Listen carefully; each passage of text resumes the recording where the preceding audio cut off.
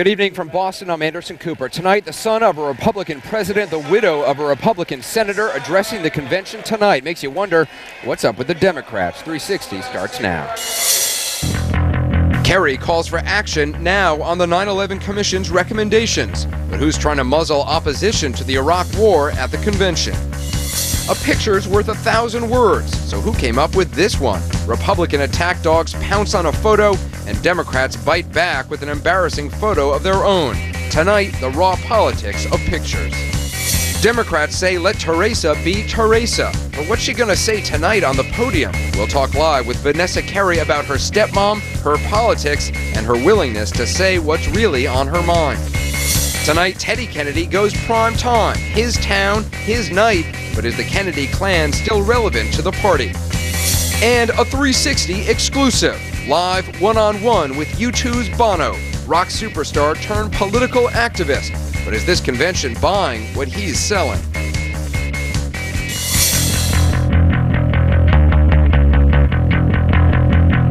This is a special edition of Anderson Cooper 360, live from the Democratic National Convention in Boston. And welcome again to 360. It is night 2 of the Democratic National Convention here in Boston, Mass. Last night there was so much unity in the room, the same signs, the same messages. Some said it felt like a typical Republican convention. Glance at the list of speakers tonight, you could say the same thing. Ron Reagan, son of the most popular Republican president of our time, and Teresa Heinz Kerry, whose first husband was a Republican senator. Both address this body later tonight. A lot to get you up to date on right now. John Kerry is making his way north. CNN's Frank Buckley reports on his day for us. Dana Bash is in Boston reporting on developments in the Democrats' position on Iraq, what you will and what you won't hear tonight about the war. And our own Candy Crowley is standing by with a look at what to expect tonight. A good place to start, we think. Candy? Anderson, last night you looked at the primetime lineup and you saw it was all about going back, a trip down memory lane, Gore, Clinton, Carter. Tonight you look and there's a little bit of the past and a little bit of the future, but mostly it's very intriguing. If you like politics or juxtaposition, you'll love the Kerry-thon Day 2. You said something I didn't say, now shove it. It features the unscripted wife of the Democratic nominee who has a script his campaign prays she'll stick to, and the son of a Republican president whose presence means more to Democratic politics than his script. Having seen Mr. Reagan over the past couple decades, I'm sure he'll be very comfortable at the Democratic convention, and I'm sure they'll welcome him there. You betcha they will. The son of one of the Republicans' most beloved presidents got prime time, baby. I mean, Hillary fans had to complain before she got a hot spot. Also of prime concern, Barack Obama. Who, you ask? Well, that's why he got the keynote slot. The party wants you to know Barack Obama, probably the next senator from Illinois, charismatic, smooth, and on message for the Kerry Fest. This is a guy who has better prepared for the presidency than anybody I've ever seen. Enormously engaging, enormously caring, and enormously intelligent. While it boosts the profile of a rising star, the party will also embrace the legacy of a man in his own stratosphere among Democrats. It is Teddy Kennedy night in Boston. The convention he never got is his for one evening. Now about that no Bush bashing rule. We cannot lead if our leaders mislead. Democrats say so far, so good, no Bush bashing. But the way Republicans count, there were 2 Bush bashes for every Kerry kudo Monday night. It all depends on what the definition of bashing is. Further challenging that definition tonight is, of course, Howard Dean. Howard Dean, one of the speakers. He, of course, made his career, at least in the presidential arena, with a lot of anti-Bush rhetoric. Aides say that he has toned it down a little, but you'll hear a little of it as well. Anderson? I'm sure we will. Candy Crowley, thanks. The man whose shadow is already visible here at the Democratic National Convention is nonetheless still some 300 miles outside Boston, campaigning his way north. And today, a tactical move from the candidate as he criticized the sitting president for not acting swiftly enough on the recommendations issued last week by the 9/11 Commission. A report on that now. John Kerry's Day from CNN's Frank Buckley. The once Navy Lieutenant John Kerry appeared before the battleship USS Wisconsin to make the case that now he should be the Commander-in-Chief. Our beloved country never goes to war because it wants to. We go to war because we have to. Senator Kerry also used the setting to prod President Bush to act on the recommendations of the 9/11 Commission, suggesting he hasn't acted quickly enough. If I were president today, if I'd been president last week, I would have immediately said to the commission, yes, we're going to implement those recommendations. Kerry's criticism of Bush on a national security issue comes as polls continue to show more voters believe President Bush is better able to handle terrorism. Kerry, who was a swift boat commander in Vietnam, decorated with silver and bronze stars and 3 Purple Hearts, enlisted a fellow swift boat skipper to try to assure voters he's up to the job. He is, in fact, a combat veteran, a strong, decisive leader. And back here live now in Philadelphia, you're looking at Senator Kerry as he just wraps up his final rally before moving on to Boston. We're in Philadelphia at the Art Museum. Even Senator Kerry's arrival in Boston tomorrow is designed to illustrate Senator Kerry's wartime experience. We were told today that he'll be arriving at Logan International Airport, then taking a boat into the city, accompanied by 13 of his swift boat crewmates from Vietnam. As we say tonight, this is the last stop in the battleground state of Pennsylvania before heading tomorrow to Boston. Anderson. It is all about the photo opportunity. Frank Buckley, thanks very much. Kerry's running mate, John Edwards, is here in Boston. Here's a quick news note for you. Edwards and his family flew into Logan Airport this afternoon. His aides say that he is feeling fine after nursing a cold and raspy voice for the last couple of days. He will need that when he accepts the Democratic vice presidential nomination in the biggest speech of his political career. No doubt one of the central issues of the fall campaign will be the war in Iraq. You'd think that would also be a central issue here, a place where Democrats, especially on their own platform, would take a stand in opposition. After all, opposition to the war is what energized many Democrats this election year. But as in most things, as in politics, there's a lot of gray, not just black and white. Here's White House correspondent Dana Bash. Like many delegates gathered in Boston, Sheila Blake believes the Iraq War never should have happened. And we're not any safer. We created more terrorism as far as I'm concerned. In fact, a recent New York Times CBS News poll says 9 in 10 delegates here think war was a mistake.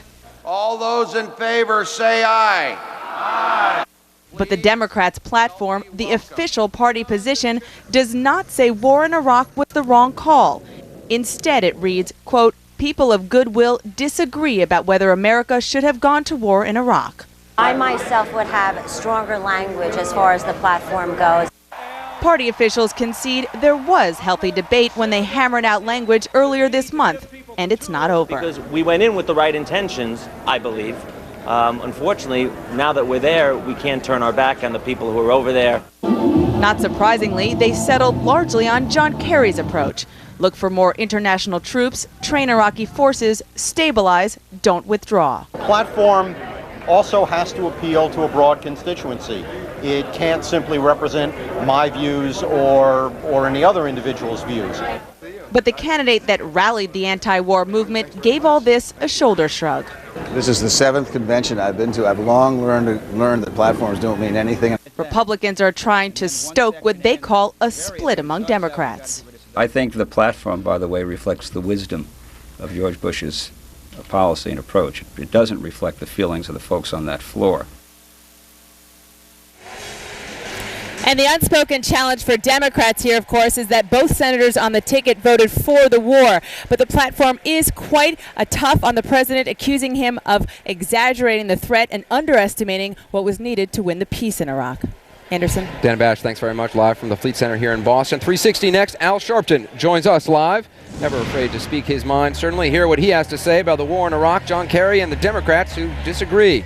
Plus, rock star activist Bono, a 360 exclusive. He's joining us live. He's going to be at the Republican convention as well, but the question is anyone listening to what he's selling? Also tonight, the patriarch of a Democratic dynasty, Senator Edward Kennedy, takes a major role tonight. We'll look at the power he and his family still hold over Democrats. We'll be right back.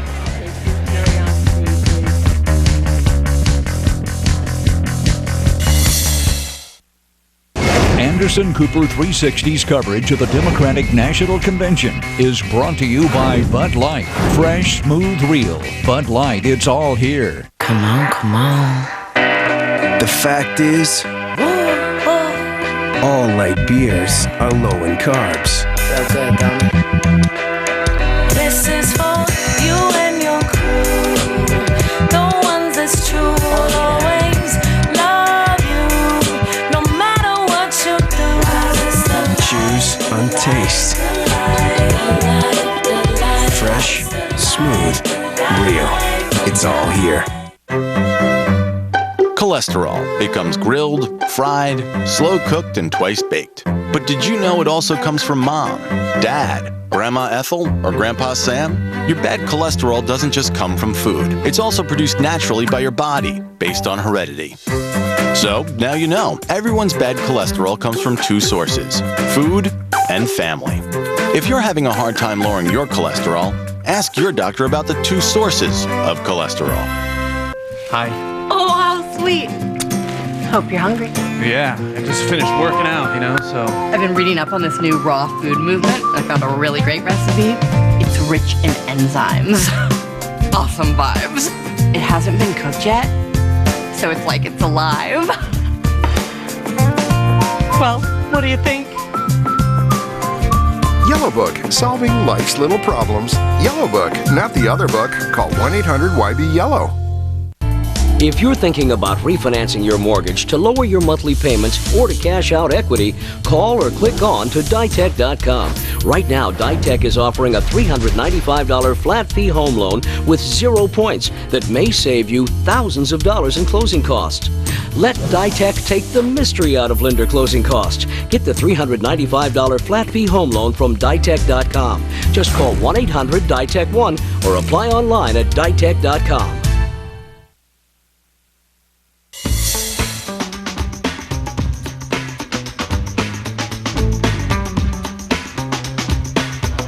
And welcome back. We are live at the Fleet Center here in Boston. Probably safe to say that in a business where staying on message, on script is key, Reverend Al Sharpton is the king of the ad-libbers. In a series of debates before the primaries, he uniformly had the best one-liners by far and consistently upstaged his Democratic rivals. He didn't get the votes, but he got an awful lot of attention. Tomorrow, Reverend Sharpton will have a message and a script. As he addresses the convention, we'll wonder if he'll stick with them this time. Reverend Sharpton, thanks for being with us tonight. I'm doing all right. During the primaries, you focused a lot and you talked a lot about wanting to bring your issues to the platform here, your issues to the table here. Are you disappointed that you're not hearing much opposition to the war in Iraq? Because that was something you spoke very strongly about. Well, I think we changed the debate on that. I came out against the war even before Dean. Absolutely. And I think that now we've seen Kerry and Edwards, who voted for the war and were supportive when we first started debating, now themselves saying they were misled and we shouldn't have gone in. But you're not hearing it tonight. You're not hearing it here at the convention floor. You're not. Opposition to the war mobilized a lot of Democrats, but you're not really hearing it here. Well, again, we're only going on our second night. We don't know what we'll hear tonight. I think we did hear that from Jimmy Carter last night. You're going to hear that from you tomorrow night? You're going to hear that from me. I'm sure you hear from Howard Dean. I'm sure you're going to hear about the war from both our presidential and vice presidential candidates. I'm very content that we helped change the debate. If I was not in those debates, I don't know if we'd have taken that issue on as early as we did. There's been a lot of I guess, control, you could say, over what the messages every night are going to be. Have you vetted your speech with the Kerry folks? I've asked what the themes are, and I've tried to be consistent with those themes.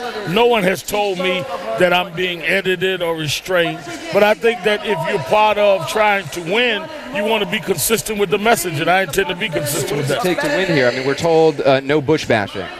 No, I think what we're saying is that we don't want to have to be as ugly as they've been, and that we're not only anti-Bush, we are that, but we're also pro-Kerry, and we have reason to be pro-Kerry, and we want to lay that out to the American people over these 4 days. How many people really, the American people, know what John Kerry's positions are? If, Washington Post, ABC News poll said 54% of the people, I think, said voters are unfamiliar with Kerry's positions. That's got to be a big concern. I think that you increase that over the period of time of a convention, and that's why you have such huge media budgets and grassroots organizing. The good news is that most Americans do know what Bush stands for, and many of them, and I feel by November, most of them will be voting to reject that. Paul Begala keeps telling me, and I'm not sure I believe him, but I'd be interested to hear what you think.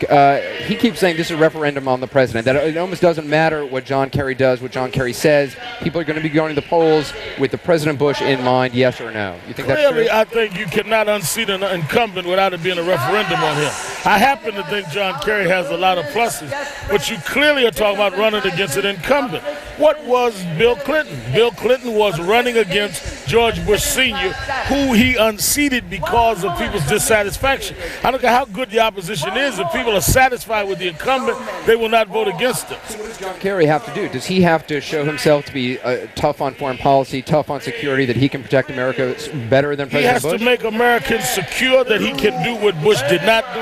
He has to show what he didn't do, and he has to make them very comfortable that I am capable, able, and competent to do what he didn't do, and I'm convinced he can do that. Yeah, what are you going to be speaking about tomorrow night? I'm going to talk about the promise of America. I'm going to talk about why I think John Kerry, a man I debated over 30 times, is the alternative to George Bush, and that all Americans can come together under his leadership.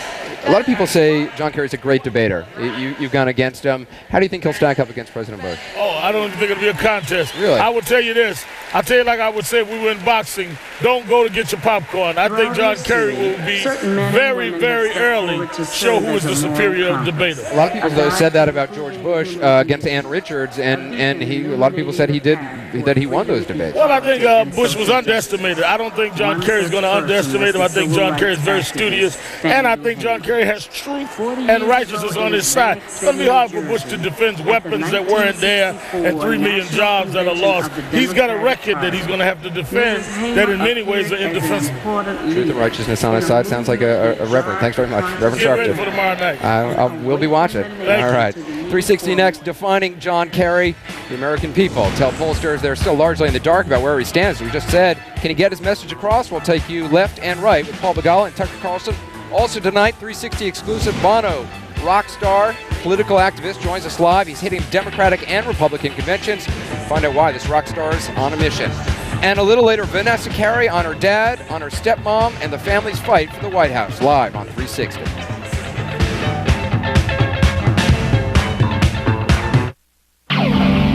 Can inspiration change your mood? Can luxury feel intimate and stylish? Yes. Can a 340 horsepower Hemi make it move like this, look like this, cost less than you'd expect, and still turn heads easily?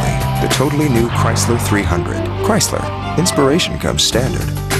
Now qualified lessees can drive the Chrysler 300 for as low as $300 a month. You're driving along. A car pulls in front of you.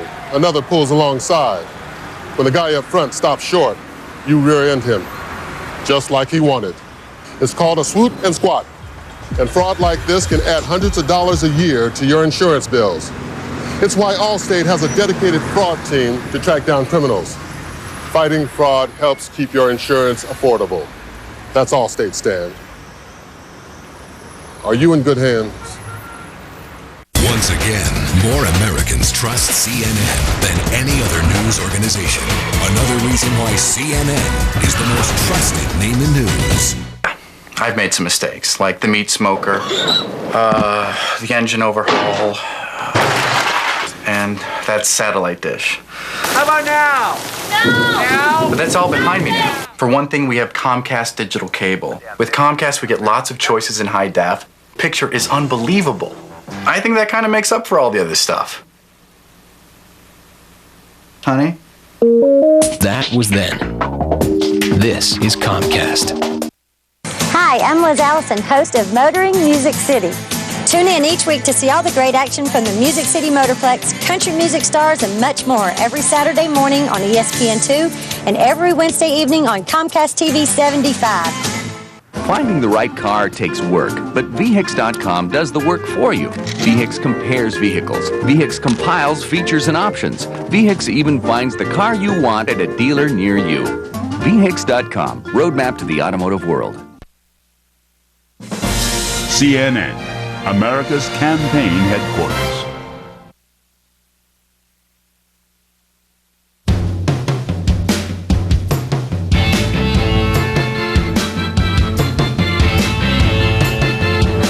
And you are live watching 360, the rock superstar Bono, about to join us live here in a few moments to talk about the issue he is pushing at this campaign as well as the Republican convention in just a few weeks. We'll talk to Bono live in just a few moments. We really ought to retire the old expression about politicians putting their feet in their mouths. The stakes these days aren't so much about what's said as about what's seen. It's the photo gone wrong that really hurts. We should be talking not about foot in mouth, but about head in helmet or head in shower cap looking thing. From CNN's Tom Foreman, here's a heaping helping of raw politics. For Democrats, the last thing they wanted, the first thing this morning, was to wake up to a picture like this. NASA told him to wear the suit, but... What do you think of this picture of John Kerry? It's goofy. It's very, very goofy. It's funny. This is why campaigns scrutinize every public appearance. Dan Payne is a consultant who has worked with Kerry. Campaigns worry every day about what's going to be on the front page of the newspapers. He believes as long as candidates look comfortable, there is little risk. So Kerry rides motorcycles, plays hockey, makes a pitch, and even a dirt ball gets good coverage. Other candidates just simply can't get outside the normal business suit. And when you see them out of the normal business suit, they look weird no matter what they're doing. When Jimmy Carter was attacked in a boat by an angry aquatic rabbit, ridicule followed. Yeah. When Gerald Ford, the most athletic president, stumbled, he became a klutz. And of course, there was Michael Dukakis and the tank. Republicans are emailing that picture to reporters with Kerry's picture close by. Why is that picture up there on the wall? We thought it was a great picture. The Democrats are retaliating by releasing odd pictures of George Bush and an unflattering videotape. How much difference does any of this make? You know, it's a story for today. But with the voting still months away, the race is already coming down to a photo finish. Tom Foreman, CNN, Boston. A lingering problem for John Kerry. A poll shows many voters still don't know what he stands for. Let's step into the crossfire, talk about that and the photo with CNN's Tucker Carlson and Paul Begala. Guys, thanks for being with us. I got to start out with this photo. Paul, you've worked in campaigns for a long time. Who thought of this? Somebody's got to prepare a resume. Okay, I think what happened is that they took him into NASA. NASA has clean rooms where you do have to not mess up the equipment by carrying in germs or dust or whatever. The problem is there was a photographer there. Yeah, don't you say, okay, you're going to a clean room, you got to put on a hairnet, don't have a photographer there? Yes. Yeah, I think it was a NASA photographer. The photos I saw in the paper had a little bitty, credit line that said NASA photographer. Well, here's the question. Who controls NASA? You mentioned your candidate, Chief Senator. Remember, NASA is controlled by the President of the United States. He's your opponent. Wait a minute. So you're saying this is a I think you're totally wrong. No, you're totally wrong. Halliburton controls NASA, and that's what it comes down to. Don't let a camera in, period. I'm sure they were told, well, it's just a NASA camera. It may as well have been a CNN camera. I mean, it was a mistake. Now, I did ask, just before we walked out, I saw one of the rapid response guys, David Ginsburg, from the Kerry campaign. I said, how are you going to respond? He said, well, we were going to release a photograph of Bush serving in the National Guard, but we couldn't find one. So they right away stuck to knife. Is this a whole lot of nothing, or is this actually a real issue, or just a sign that the reporters don't have anything to talk about? Well, it's a sign of all three, but it depends how they play it. I mean, the response shouldn't be, Bush didn't serve in the National Guard as John Kerry was, getting shot in Vietnam. It ought to be, the candidate looks like a bit of a dork. He's got a human side to him. Look, when you dress up like a human sperm, people are going to criticize you and mock you. That's okay. You ought to laugh and just go forward. Of course, it's not a big deal, except to the extent they make it one and blame Halliburton for it. My friend Ginsburg is kidding. Let's talk about what may be a bigger issue, though. 54% of voters say they don't know where John Kerry stands on issues. At this point in the campaign, is that a big problem? If it's this point next week, yes. That's what the convention is for. A lot of people in the media whine and complain about the conventions. They're wrong. These are important moments for the candidates to introduce themselves and their agendas. Kerry has the spotlight on Thursday night. There will be no excuse for having 54% of Americans next Tuesday saying they don't know what he stands for. By having this sort of squeaky clean convention where there's no Bush bashing, there's not a lot of talk about the war in Iraq, does that make sense, Tucker, to you? It makes sense in the short term. I think the problem, the Kerry people are betting they can win on the unpopularity of George W. Bush, and maybe they can, but he still needs a message, and I think he needs to articulate where we're going to go next in Iraq. The majority of people in this room are against the war. The logical conclusion from that is we ought to withdraw our troops fairly soon. Is John Kerry for that? And if not, why? I do think he needs to explain that. But I think that's why they dial back on the Bush bashing, because they do know that Tucker's right, that they got to put out their own message and what they stand for. The question is, can he do it in a short bite that people can digest, the way my old boss Bill Clinton did here last week? We'll see that Thursday night. Gentlemen, thanks very much. Tucker Carlson, Paul Begala, good to see you as always. We just had Al Sharpton, often described as a rock star. We have a real rock star just up ahead. 360 next, an exclusive interview with U2's Bono. There he is live. Rock superstar turned political activist making an appearance at the two political conventions tonight. Plus ahead, the Democratic Party's royal family, the Kennedys, their homecoming for the convention. All that ahead. Stay with us. Bono in a moment.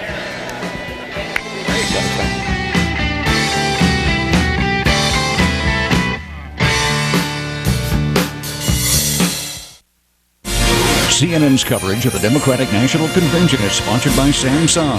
Excellence is within everything we create. Samsung Electronics. Log on to cnn.com/election for an insider's look at the 2004 Democratic National Convention.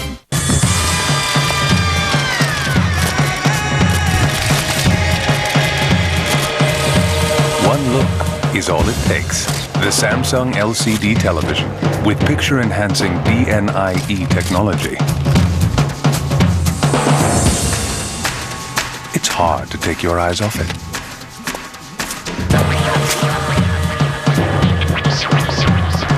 Experience the power within. Samsung. Well, I was vacuuming at home one weekend with what I thought was a pretty good machine. And I was really amazed by the lousy suction. So I took the machine apart and discovered the problem. A small amount of dust, and the bags and filters were hopelessly clogged. So I thought I'd try and design something better. And a few thousand prototypes later, I had it. No bags, no clogged up filters, and the first vacuum that doesn't lose suction.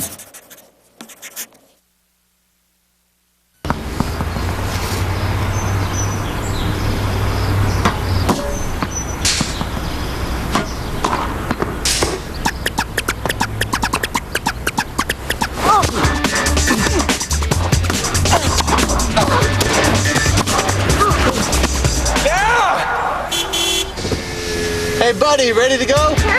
The right genes make all the difference. Introducing Genworth Financial, built on GE heritage, now creating our own legacy.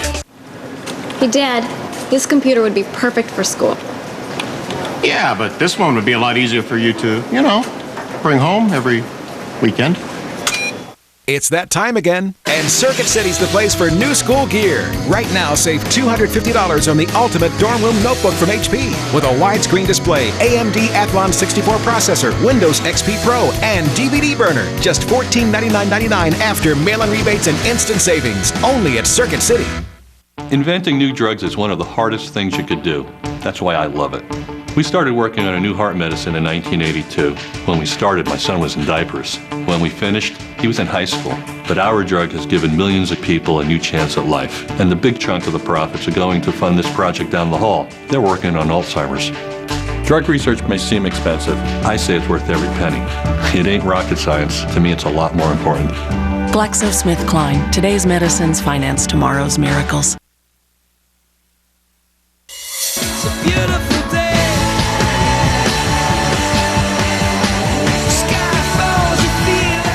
And welcome back to 360 for more coverage of the second night of the Democratic National Convention here at the Fleet Center in Boston, Massachusetts. If last night was about the party's past, two ex-presidents, a one-time vice president who very nearly became commander-in-chief himself, a former first lady, tonight is more about the Democratic present and about its future. Consider the names of some of the evening's featured speakers: Dean, Obama, Hines, Kerry, just to name a few.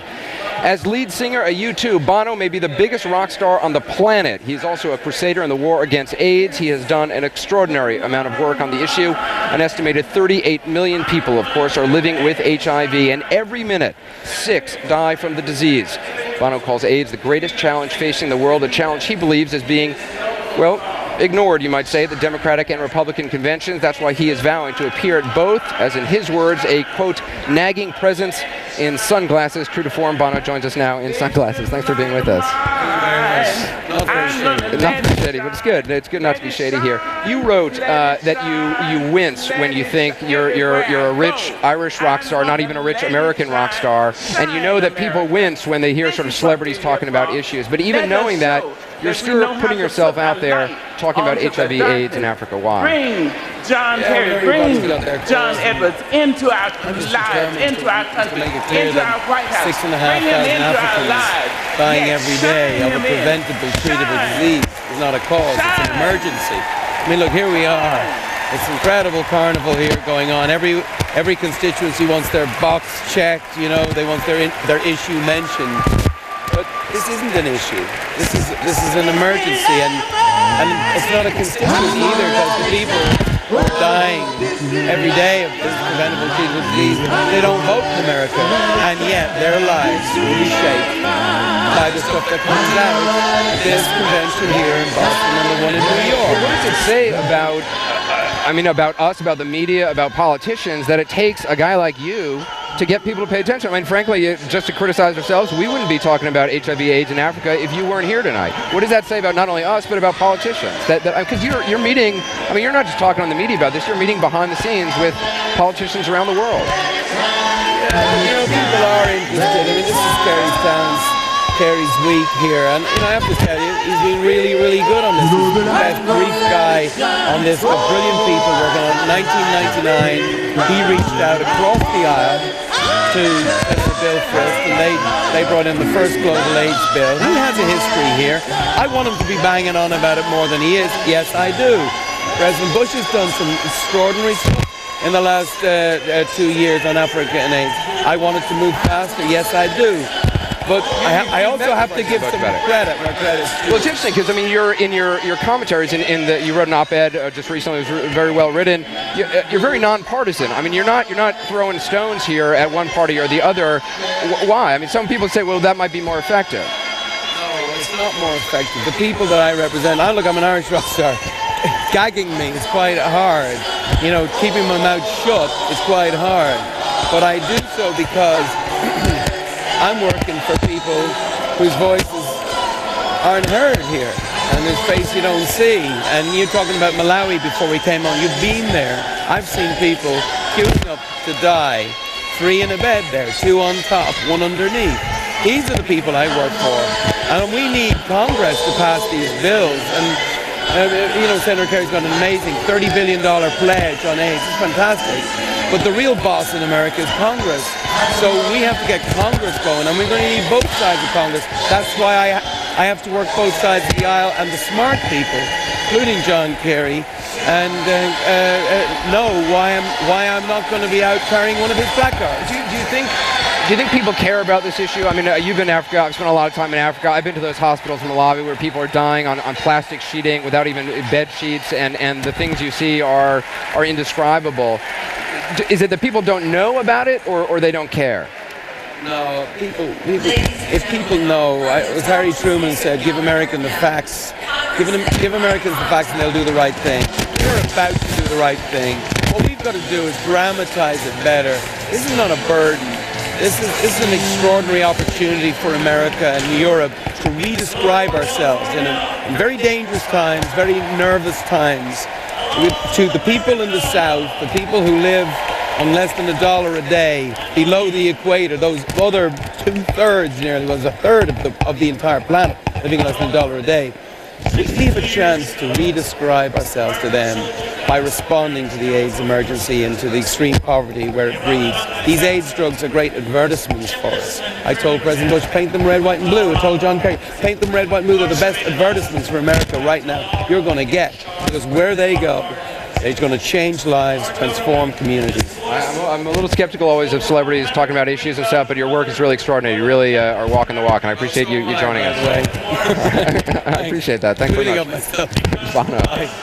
All right, well, the big headliner tonight, Teresa Heinz Kerry, 360 Next, a look at the candidate's wife, a prospective first lady, typically outspoken, unlike most wives on the stump. We'll talk to her stepdaughter, Vanessa Kerry, plus campaigning for her dad, all about Vanessa Kerry, politics and family life. And Kerry and the Kennedys, powerful, so there's Vanessa Kerry right there, powerful support for the race in the White House. We'll talk about the patriarch of the Kennedy dynasty. All ahead, 360 Next. I don't know what to do, Doc. I keep losing home loans to Ditech.com. I see. Customers apply online or by phone 24/7. They never come to the bank anymore. Even my mom got a loan from Ditech. Very interesting. Need cash to pay off bills? Get a second mortgage with a no closing cost option from Ditech.com. So what do you think, Doc? I think you just lost another loan to Ditech. Ditech.com. 1-800-71-FIXED. Wherever you are, wherever you're going, T-Mobile Hotspot locations are with you throughout your day. Wi-Fi internet service for your laptop or PDA. T-Mobile. Get more. Can inspiration change your mood? Can luxury feel intimate and stylish? Yes. Can a 340 horsepower Hemi make it move like this, look like this, cost less than you'd expect, and still turn heads easily? The totally new Chrysler 300. Chrysler, inspiration comes standard. Now qualified lessees can drive the Chrysler 300 for as low as $300 a month. There's nowhere it can hide that we can't find it. Nowhere it can go that we can't get it out. That's why when water damage takes control of your life, we help you take it back. ServPro, like it never even happened. Don't miss the movie that is mesmerizing audiences around the country. Rolling Stone calls Maria Full of Grace stunning, a powerhouse film. Catalina Sandino Moreno is riveting. And the New York Times says astonishing. You applaud every step of her scary lunge towards personal liberation. Excuse me, can I see your passport, declaration card, and ticket, please? Maria Full of Grace, rated R, starts Friday in additional theaters. It's a land where liberty, freedom, and the human spirit have come together to write the history of a nation. And the United States Mint is proud to honor that history with this beautifully crafted proof set featuring the limited edition Westward Journey Nickel Series. 11 coins in all for only $22.95. To order your proof set and other fine products directly from the United States Mint, call 1-800-USA-MINT or visit www.usmint.gov.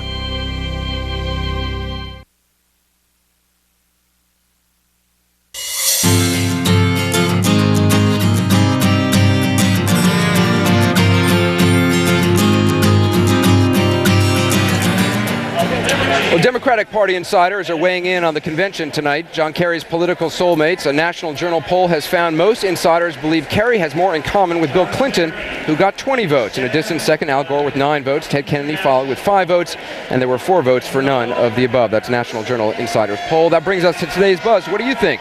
Whom does John Kerry share the most in common with politically? Bill Clinton, Al Gore, Ted Kennedy, or none of the above? Log on to CNN.com/360. Cast your vote. We'll have results at the end of the program tonight. In about 3 hours, John Kerry's wife, Teresa, will get to speak her mind in a speech to the delegates gathered tonight inside the Fleet Center. She has already created convention buzz after speaking out Sunday night at a gathering, telling a Pittsburgh reporter to shove it. She says she has no regrets. Her style, blunt, outspoken, perhaps you might say not your typical political wife. Here's CNN's Judy Woodruff. I speak from my heart, from my head, and from my soul. And you never know what's going to come out. Her husband's aides can gnaw their nails, but Teresa Heinz Kerry won't be reined in. I'm modern. I'm old-fashioned, but I'm modern. I mean, I don't have to wear stockings when it's hot. Like another outspoken political wife, oh, thank you all very much. She gushes over her man on the stump. Big-hearted, generous, can-do, optimistic, wanting to share. But unlike Hillary Clinton, she would not try to tackle policy in a Kerry administration. She says she'll have plenty on her plate without it.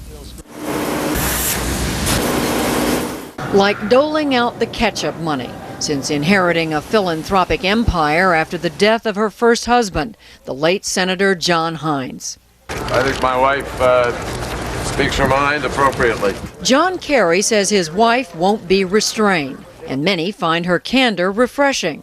Among her fans, and she's very open and she's independent and she says what she thinks. But to some Kerry supporters, Teresa's a distraction.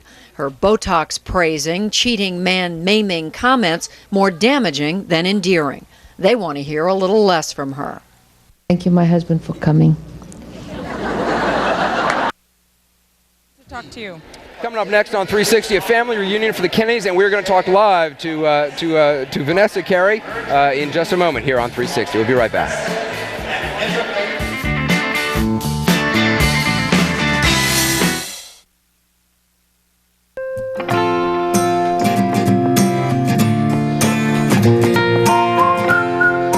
Head down, eye on the ball, bend your knees. Follow through.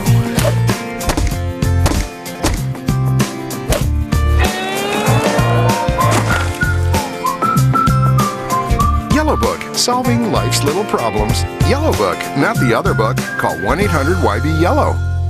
George W. Bush, stories you haven't read, voices rarely heard, an inside look at the man who is president. CNN, August 29th. Join us for the 12th annual Bridgestone Dancing in the District concert series Saturday nights at Riverfront Park. 12 weeks of amazing shows from 48 of your favorite bands. Gates open at 4, and tickets are only $5 in advance and $8 on the day of show. All your weight, it falls on me, it brings me down. Bridgestone Dancing in the District. You're not going to want to miss a single show. Produced by Mad Booking and Events. Ever notice when you're ready to watch a movie, something comes up? There you go. That's why I have Comcast Digital Cable with Starz on demand. So I get over 100 great movies a month, like Kill Bill, Lost in Translation, Spy Kids 3, and I can start and stop them whenever I want. So now I can watch the whole movie without missing a thing. Upgrade to Comcast Digital Cable and Starz for only $5.99 more a month. Call 1-877-COMCAST. There's a place just up the road, nestled in the hills with spectacular views right on Center Hill Lake. Lakeside Resort is just what you need. Perfect for lake getaways, corporate seminars and retreats, family fun, golf, reunions, weddings, and anything for those who love the great outdoors. Lakeside's brand new lodge features 26 lakeside suites and can accommodate meetings up to 150. A lot to do or nothing to do. It's another beautiful day in paradise at Lakeside Resort Conference Center and Educational Complex. Online at lakesideresort.com. Looking around for a practical, affordable car? Running over here, running over there?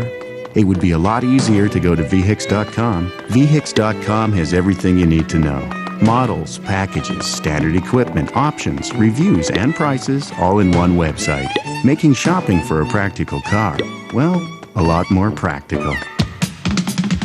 The all-new, easy-to-use VHIX.com. Roadmap to the automotive world. Starting Monday, August 30th, the Republican Convention, live on CNN.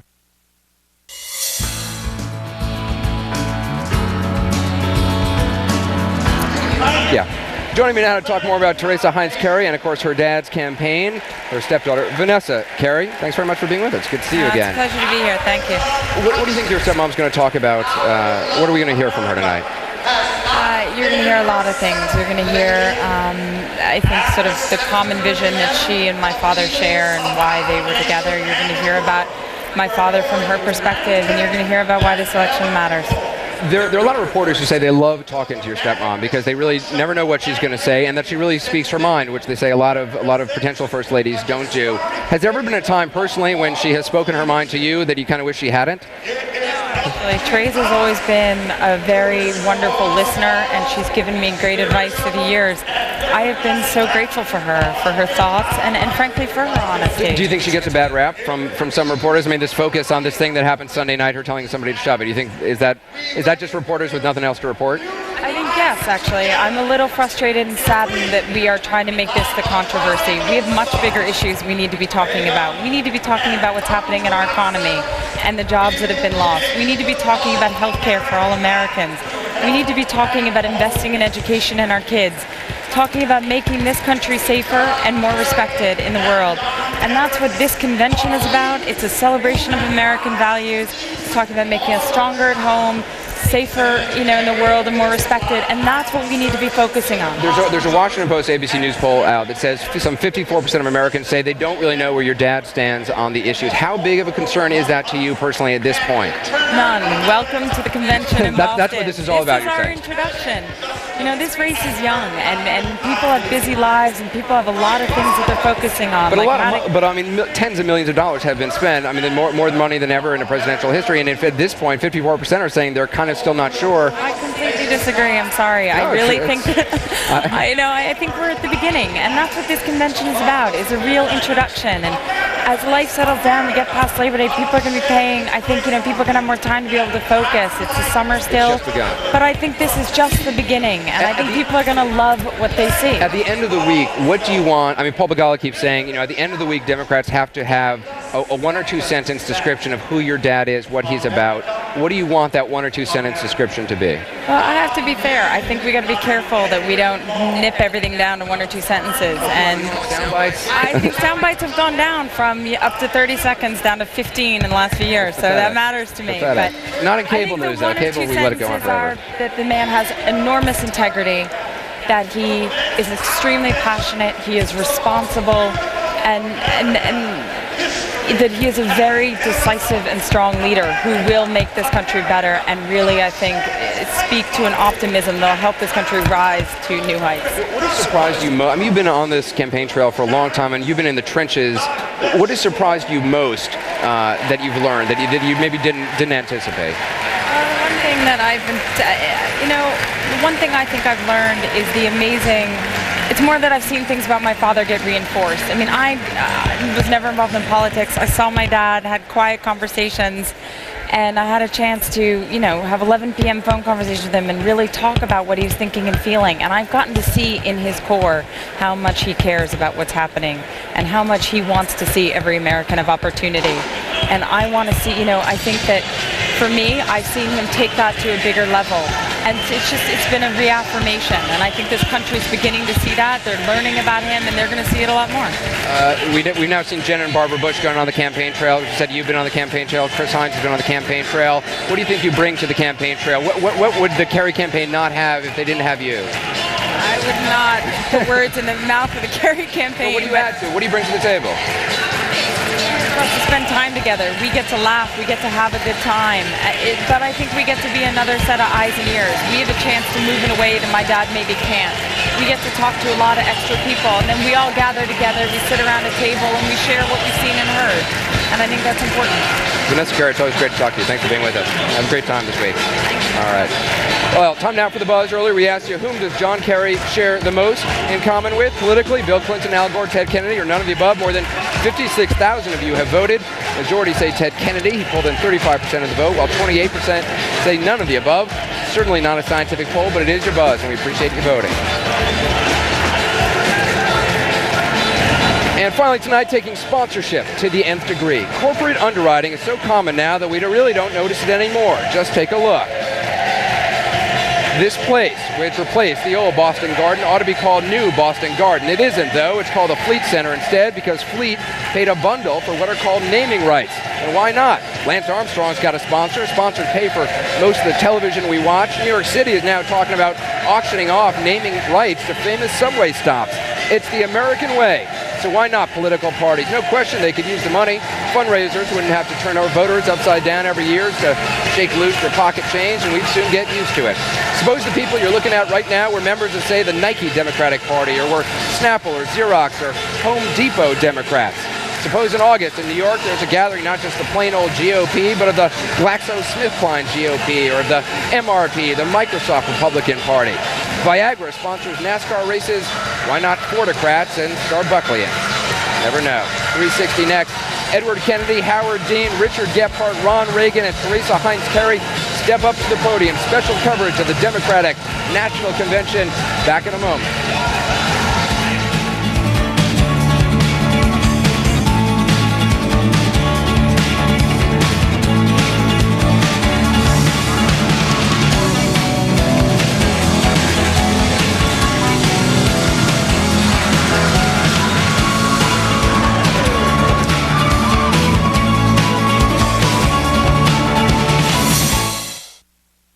CNN's coverage of the Democratic National Convention is brought to you by your credit card companies. My credit card company called me. They wanted to know if I charged 2 surfboards in Laguna Beach. Credit card companies are on the alert for fraud. They gave me a new card the next day. Most credit card fraud is detected before the victim even knows about it. I wasn't held responsible. If we think it's not you, we'll contact you to check a purchase. I guess it wasn't a wipeout. Your credit card companies. It's a land where liberty, freedom, and the human spirit have come together to write the history of a nation. And the United States Mint is proud to honor that history with this beautifully crafted proof set featuring the limited edition Westward Journey Nickel Series. 11 coins in all for only $22.95. To order your proof set and other fine products directly from the United States Mint, call 1-800-USA-MINT or visit www.usmint.gov.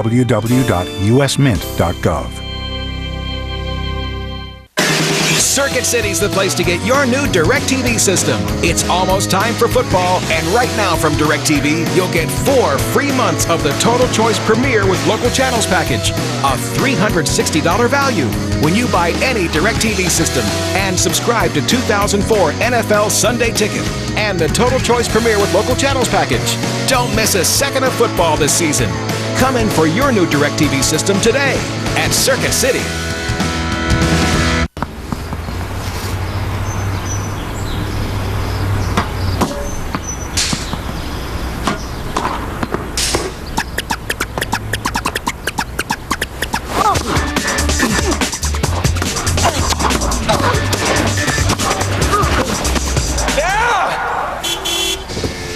Hey, buddy, ready to go? The right genes make all the difference. Introducing Genworth Financial, built on GE heritage, now creating our own legacy.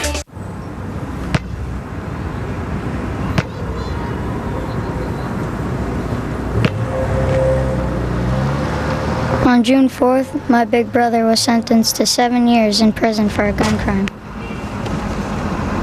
That day, he sentenced me to 7 years without my best friend.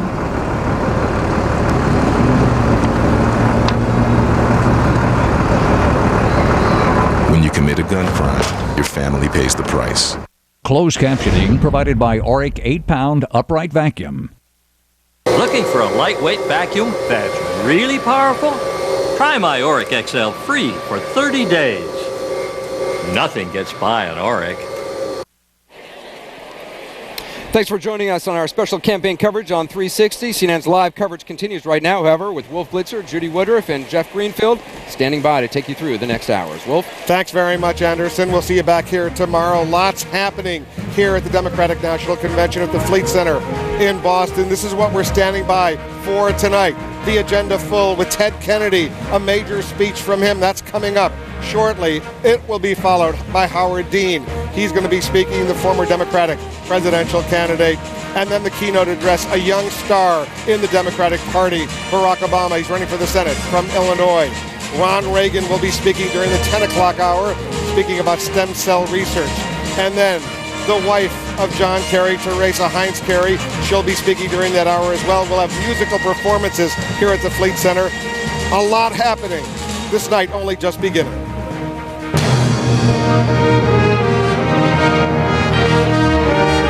America Votes 2004.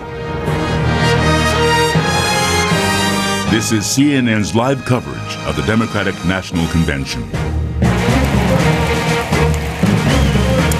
Thanks very much for joining us. Day 2 of the Democratic National Convention. There will be 4 days altogether. Hello, I'm Wolf Blitzer reporting with my colleagues Judy Woodruff and Jeff Greenfield. We're standing by the national anthem, but then Ted Kennedy, the senior senator from Massachusetts, will be speaking, a favorite among these Democrats. He is. Ted Kennedy, beloved among these Democrats. He's known as Mr. Liberal by the Republicans, but he is John Kerry, senior senator from the state of Massachusetts. Wolf, what we're going to see tonight is Democrats trying to paint a fuller picture of who John Kerry is, what he stands for, what the issues are that are important to him and to this Democratic Party.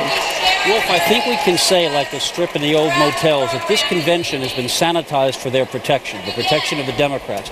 Ted Kennedy, famous for delivering red meat speeches at past conventions. An interesting question. Will he be delivering red meat or tofu? Wolf? But whenever he speaks here, he's always well received. The crowd loves him. Howard Dean, the man that fired up the Democrats, also speaking. Red meat or tofu? That's what I'm looking for, Wolf. All right, the first item, though, on the agenda is the national anthem. In fact, the national anthem going to be coming now from Arizona. We're going to stand up for the national anthem as everyone else is standing up here. National anthem will be sung by Michael Ennis and Alicia Childs, Native Americans from Arizona.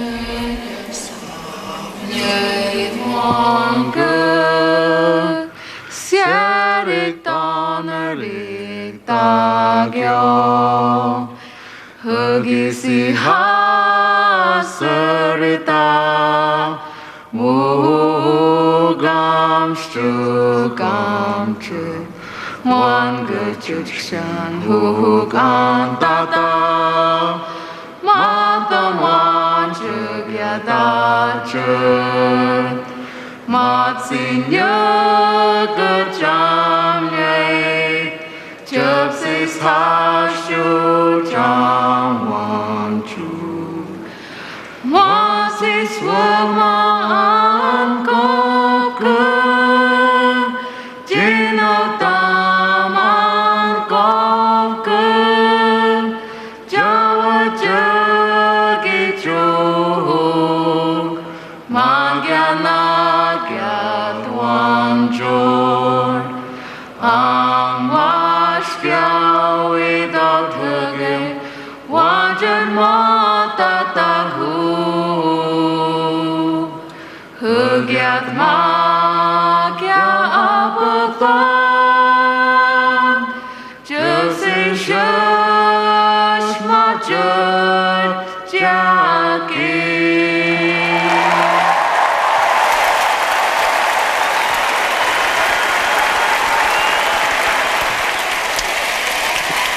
Just want to be precise, Michael Ennis and Alicia Childs from the traditional Tohono O'odham Nation in Arizona singing in the traditional language of this Native American group.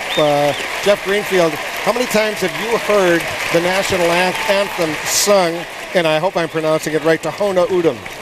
Actually, possibly in 1968 at a Navajo reservation, but that's the only time I can think of.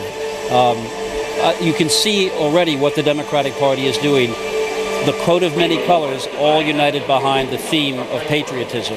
And if I may make one more point, the stretch of this convention is amazing. You realize when Ted Kennedy entered the Senate, tonight's keynote speaker, Barack Obama, was 15 months old. There's a range from past and present, and they hope the future here tonight, Wolf. Teddy Kennedy, we're getting ready for this senator to speak. The Kennedy legacy, very, very felt, especially here in Boston.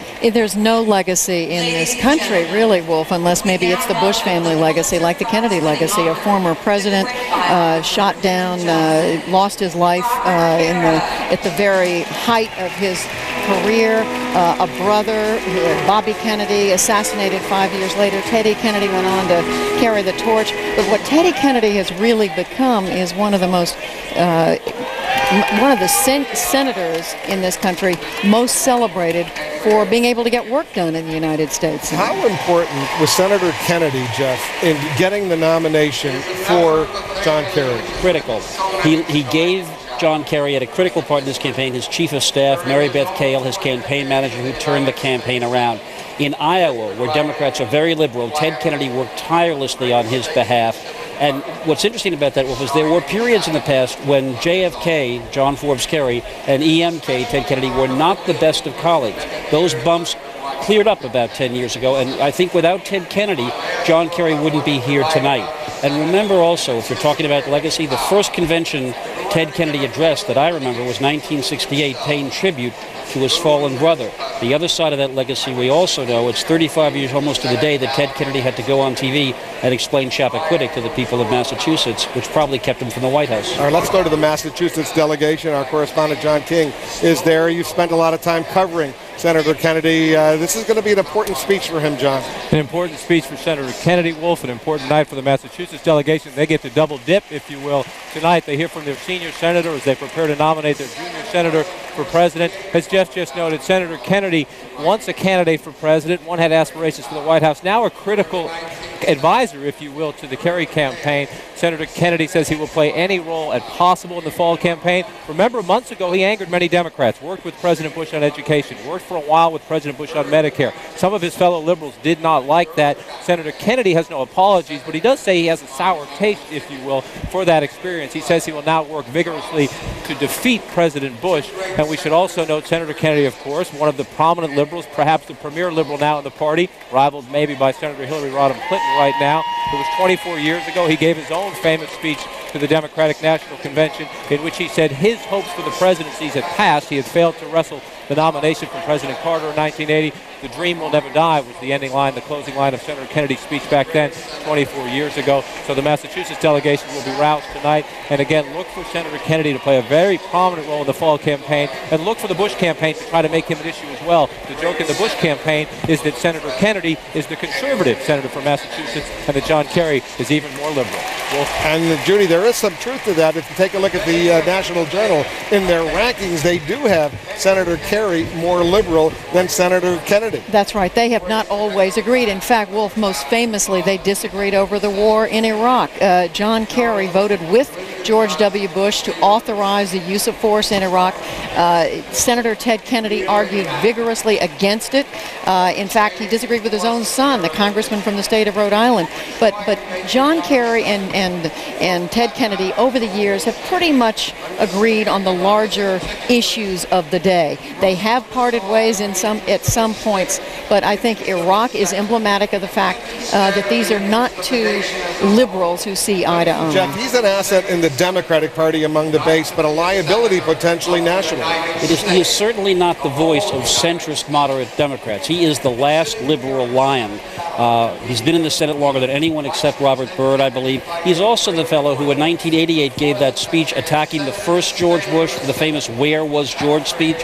And I'm very curious to see whether the intensity of liberal anger toward George W. Bush is going to be challenged through Ted Kennedy tonight, or whether it will be muted in the service of a calmer Democratic Party. Everybody's been told, Judy, to make sure their speeches, and they've been pretty much vetted by the Kerry Edwards campaign. Everybody's been told to tone it down a bit. Well, the one speech that we're all looking forward to hearing, and we're looking forward to hearing all of them, but Teresa Heinz Kerry, this is a woman who we'll talk about her later. She's been outspoken on so many occasions. Tonight, though, we are told she has a text. She'll be following that text. But it is fair to say, Wolf, the Democrats have gotten better at this, of sticking to the party line. It's something we used to say the Republicans were very good at. The Democrats have taken a page from the Republicans' playbook. This is a convention. We talked about it last night. They are unified. They're on time for a change. Hello, it's Democrats. That'll change, don't worry. If we know the Democrats. John King, I want to go back to you. You're down in the Massachusetts delegation.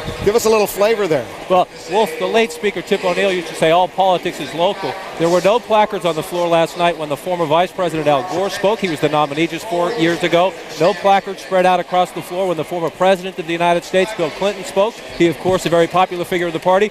Well, look at this. Ted Kennedy has a friend in John Kerry, not only here in the Massachusetts delegation, but across the floor now. The whips are spreading for the first time placards to greet a primetime speaker. Again, not for Al Gore, not for Bill Clinton. Teddy Kennedy has a friend in the nominee. Not a bad thing to have. All right, John, we'll get back to you. You know, Jeff, months ago, I was told, a few of us were told, by important Democrats who were involved in putting this convention together, that Senator Kennedy would speak Tuesday during the 8 o'clock hour because that's when he wanted to speak. That's the kind of power that he has. Right. I also think that is true. Also, Ted Kennedy has wanted for decades to bring the Democratic Party convention to Boston. Maybe he had dreamt at one point of bringing it to Boston when he, rather than his junior senator, got nominated. By the way, when was the last time we had a convention where a Kennedy and a Ron Reagan spoke on the same night to the same party? Talk about unprecedented moment. Can you give us the answer to that? Yeah, never. Ron Reagan will be speaking at 10 o'clock. This was a relatively late edition, but I think he can thank his mother for the decision for him to come here tonight. That's right. I think if Nancy Reagan had felt strongly enough about it, Wolf, he wouldn't be here. But he was invited to speak. He wanted to speak. But there's no doubt in my mind that Nancy Reagan, who feels very strongly about embryonic stem cell research, and that's going to be the principal theme of Ronald Prescott Reagan's remarks tonight, the son of the late president. If she had felt that it was wrong, he wouldn't be here. But she is enough effective in her blessing. That's why he's here. But he has said he's not here to bash Bush. All right, Senator Kennedy has just been introduced. He's walking out onto the podium right now. Let's watch this reception that he receives.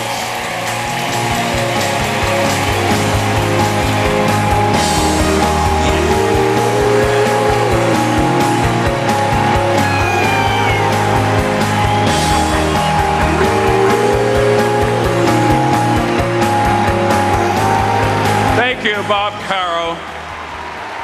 Thank you, Bob Caro.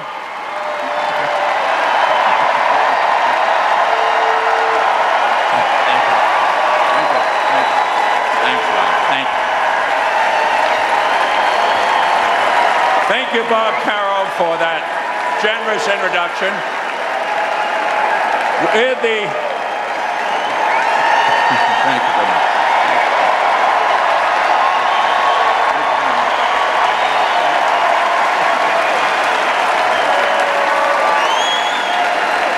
Thank you, Bob Caro, for your generous introduction.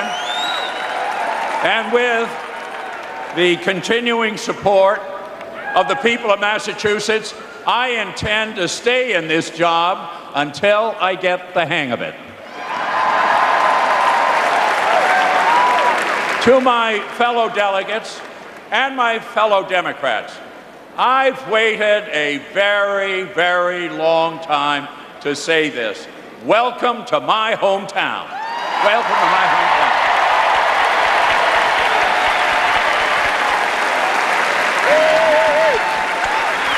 To Americans everywhere whose aspirations have been kindled anew by this campaign, we who convene here this evening in liberty's cradle say, welcome home. Welcome home for the ideals born in Boston and strengthened by centuries of service and sacrifice. Ideals like freedom and equality and opportunity and fairness and common decency for all. Ideals that all Americans yearn to reclaim.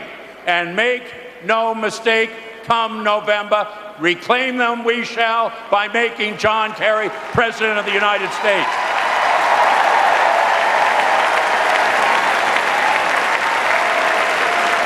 These fundamental ideals light the fire in each of us to do all we can, and then more, to see that next January, John Kerry has a nice new home at 1600 Pennsylvania Avenue. It fills me with pride to have our Democratic convention in this city, this hallowed ground that gave birth to these enduring American ideals. Like my grandfather and my brother before me, I have been privileged to serve this place where every street is history's home. The old North Church, where lanterns signaled Paul Revere. The old State House, where John Adams said independence was born. The Golden Steps, where waves of new immigrants entered this new land of liberty and opportunity, including all 8 of my own great-grandparents from Ireland.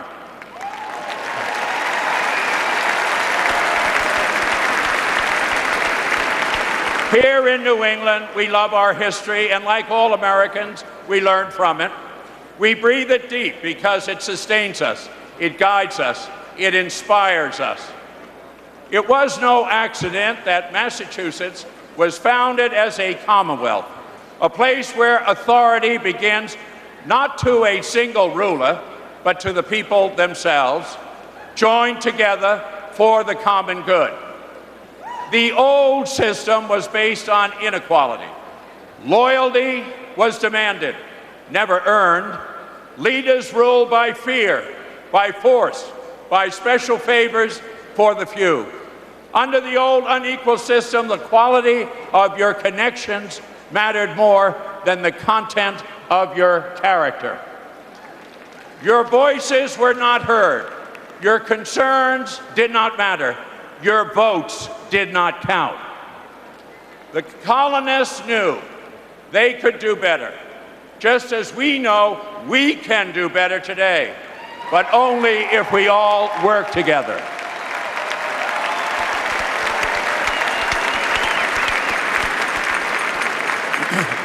Only if we all reach out together.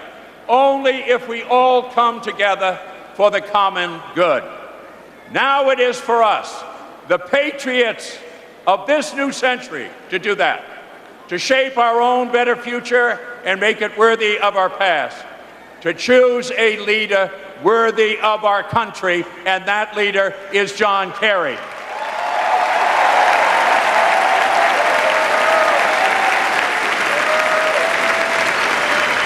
Today, more than 2 centuries after the embattled farmers stood and fired the shirt round the world, the ideals of our founders still resonate across the globe. young people in other lands, inspired by the liberty we cherish, linked arms and sang, "We shall overcome." When the Berlin Wall fell, when apartheid ended in South Africa, and when the courageous protests took place in Tiananmen Square. The goals of the American people are every bit as high as they were more than 200 years ago. If America is failing to reach them today, it's not because our ideals need replacing, it's because our president needs replacing.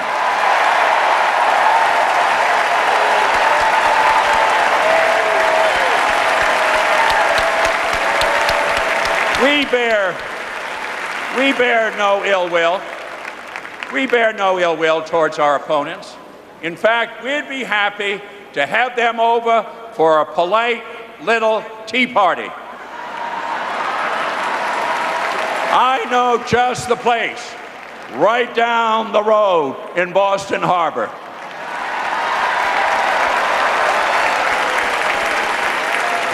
For today, like the brave and visionary men and women before us, we are determined to change our government.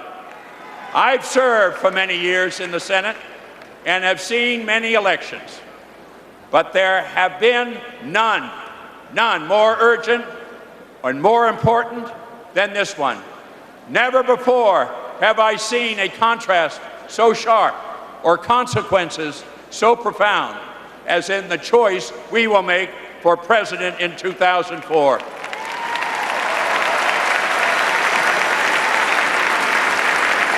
So much of the progress we once achieved has been turned back. So much of the goodwill America once enjoyed in the world has been lost. But we are a hopeful nation, and our values and our optimism are still burning bright.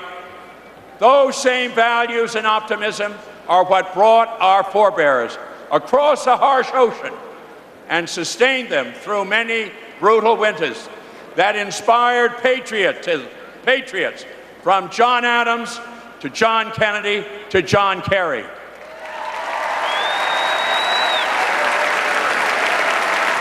And their strong belief that America's best days are still ahead.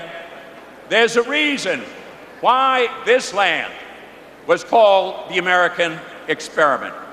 If dedication to the common good were hardwired into human nature, we would never have had a need for a revolution. If each of us cared about the public interest, we wouldn't have had the excesses of Enron. We wouldn't have had the abuses of Halliburton.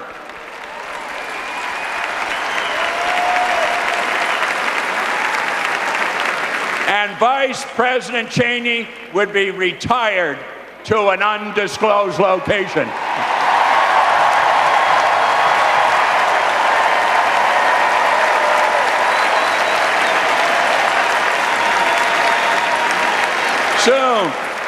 Soon, thanks to John Kerry and John Edwards, he'll have ample time to do just that.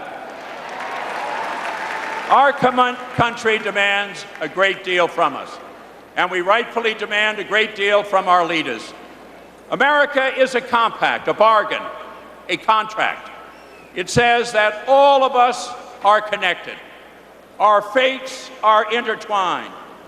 50 states, one nation. Our Constitution binds us together. Yet in our own time, there are those who seek to divide us. One community against another. Urban against rural. City against suburb. Whites against blacks. Men against women. Straights against gays. Americans against Americans. In these challenging times for our country, in these fateful times for the world, America needs a genuine uniter, not a divider who only claims to be a uniter.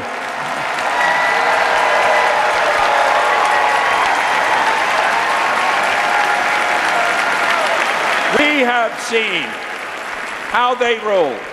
They divide and try to conquer.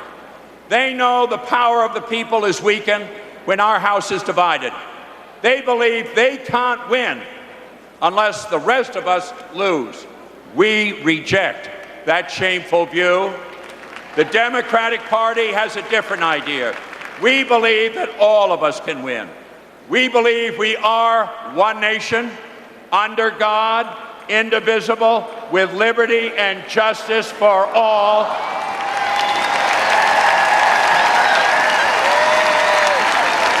And when we say all, we mean all. Today, in this global age, our goal of the common good extends far beyond America's borders. As President Kennedy said in 1963, in his quest for restraint in nuclear arms, we can help make the world safe for diversity. For in the final analysis, our most basic common link is that we all inhabit this small planet. We all breathe the same air. We all cherish our children's future, and we are all mortal. Interdependence defines our world. For all our might and for all our wealth, we know we are only as strong as the bonds we share with others. The dangers of terrorism and nuclear proliferation, our greatest challenges, are shared by all nations. And our greatest opportunities, from achieving lasting peace and security, to building a more prosperous society, to ending the ravages of disease and the despairs of poverty, can all be seized, but only if the world works together and only if America helps to lead in the right direction. And John Kerry has the skill, the judgment, and the experience to lead us on that great journey.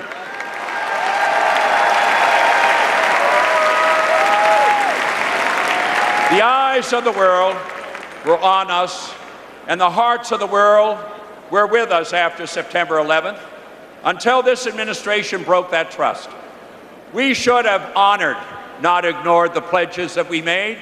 We should have strengthened, not scorned, the alliances that won 2 world wars and the Cold War. Most of all, we should have honored the principle, so fundamental, that our nation's founders placed it in the very first sentence of the Declaration of Independence, that America must give a decent respect to the opinions of mankind. We failed to do that in Iraq.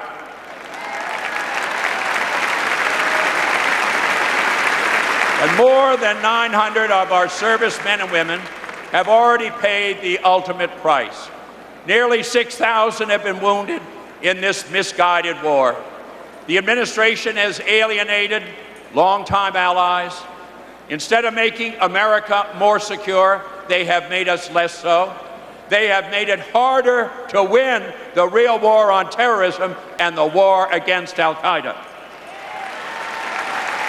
And none of this had to happen.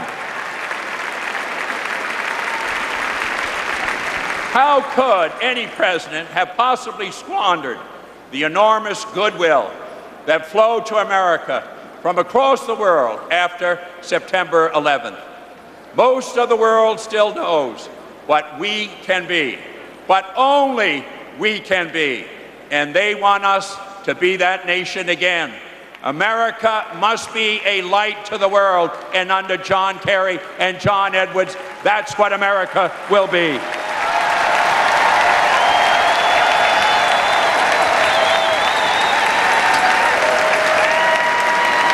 We need a president. We need a president who will bind up the nation's wounds. We need a president who will be a symbol of respect in a world yearning to be at peace again.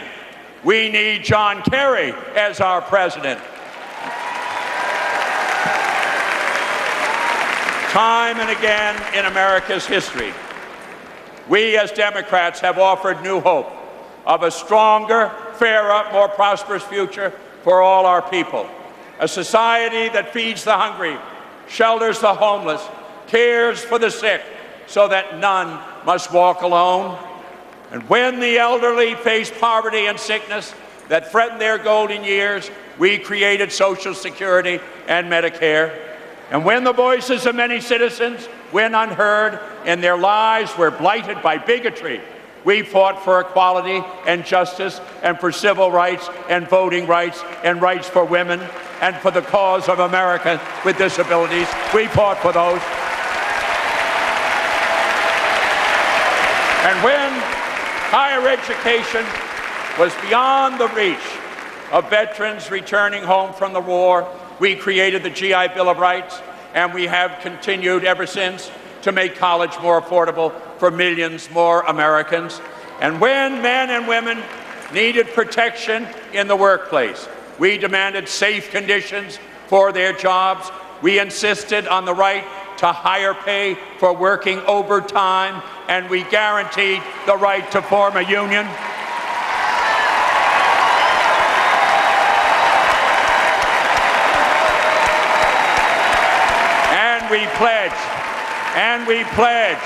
And we pledge a fair minimum wage so that no one in America who works for a living should have to live in poverty.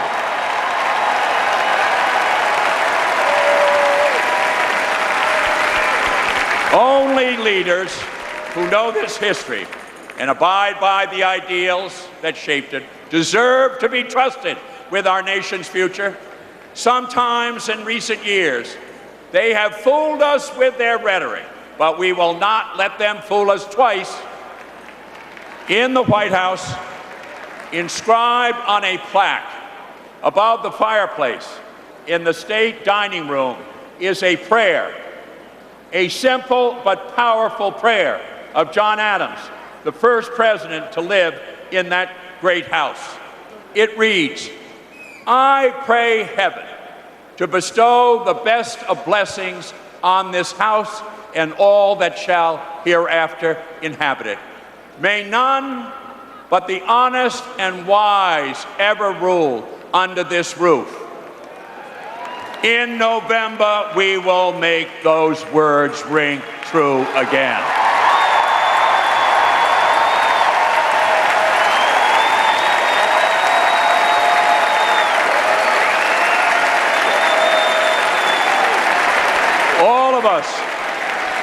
All of us who know John Kerry know that he's a fitting heir to these ideals.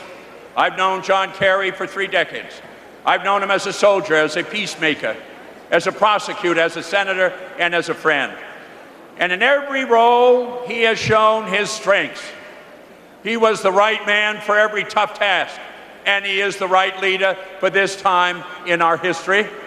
John is a war hero who understands that America's strength comes from many sources, especially the power of our ideas. He knows that a true leader inspires hope and vanquishes fear. This administration does neither. Instead, it brings fear. Fear of rising costs for health care and for college. Fear of higher unemployment and lesser pay. Fear for the future of Social Security and Medicare. Fear of greater bigotry. Fear of pollution stain on our magnificent natural heritage. Fear of 4 more years of dreams denied and promises unfilled and progress rolled back.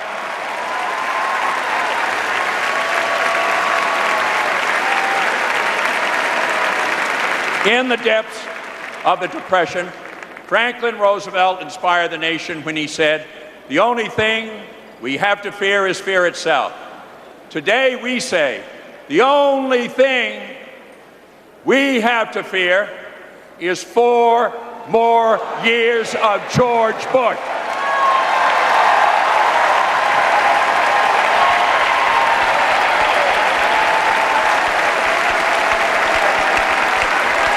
John Kerry offers hope. John Kerry offers hope, not fear. The hope of real victory against terrorism and true security at home. of good health care for all Americans, of Social Security that is always there for the elderly, of schools that open golden doors of opportunity for all our children, of an economy that works for everyone. That's the kind of America we'll have with John Kerry in the White House. And the roots of that America are planted deep in New England soil. Across this region are burial grounds. Many so humble, you find them without intending to. You're in a town like Concord, Massachusetts, or Hancock, New Hampshire. You're visiting the old church there, and behind the chapel you find a small plot. Simple stones bearing simple markers. The markers say War of 1776. They do not ask for attention, but they command it all the same. These are the patriots who won our freedom. These are the first Americans who enlisted in a fight for something larger than themselves, for a shared faith in the future, for a nation that was alive in their hearts, but not yet part of their world. They and their fellow patriots won their battle. But the larger battle for freedom and justice and equality and opportunity is our battle too. And it's never fully won. Each new generation has to take up the cause, sometimes with weapons in hand, sometimes armed, only with faith and hope, like the marches in Birmingham and Selma 4 decades ago. Sometimes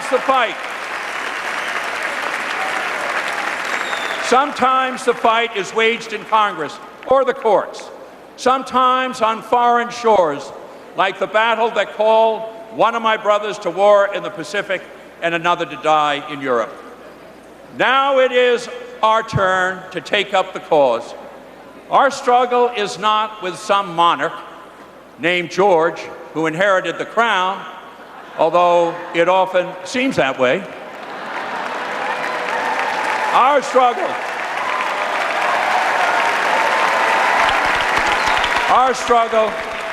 is with the politics of fear and favoritism in our own time, in our own country. Our struggle, like so many others before, is with those who put their own narrow interest ahead of the public interest. We hear echoes of past battles in the quiet whisper of the sweetheart deal, in the hushed promise of a better break for the better connected. We hear them in the cries of the false patriots who bully dissenters into silence and submission. These are familiar fights. We fought and we won them before. And with John Kerry and John Edwards leading us, we will win them again and again and again and make America stronger at home and respected once more in the world.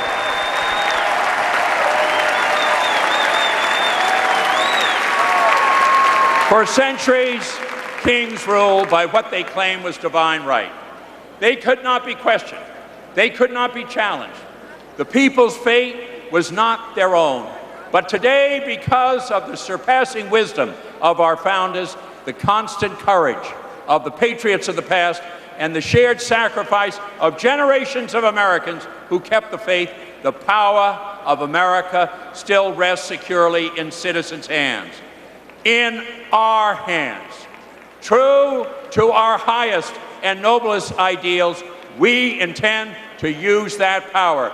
We will use it wisely and well. We will use it in the poet's words, my brothers loved, to strive, to seek, to find, and not to yield. We will use it to heal, to build, to hope, and to dream again. And in doing so, we will truly make our country once more America the Beautiful. Thank you very much.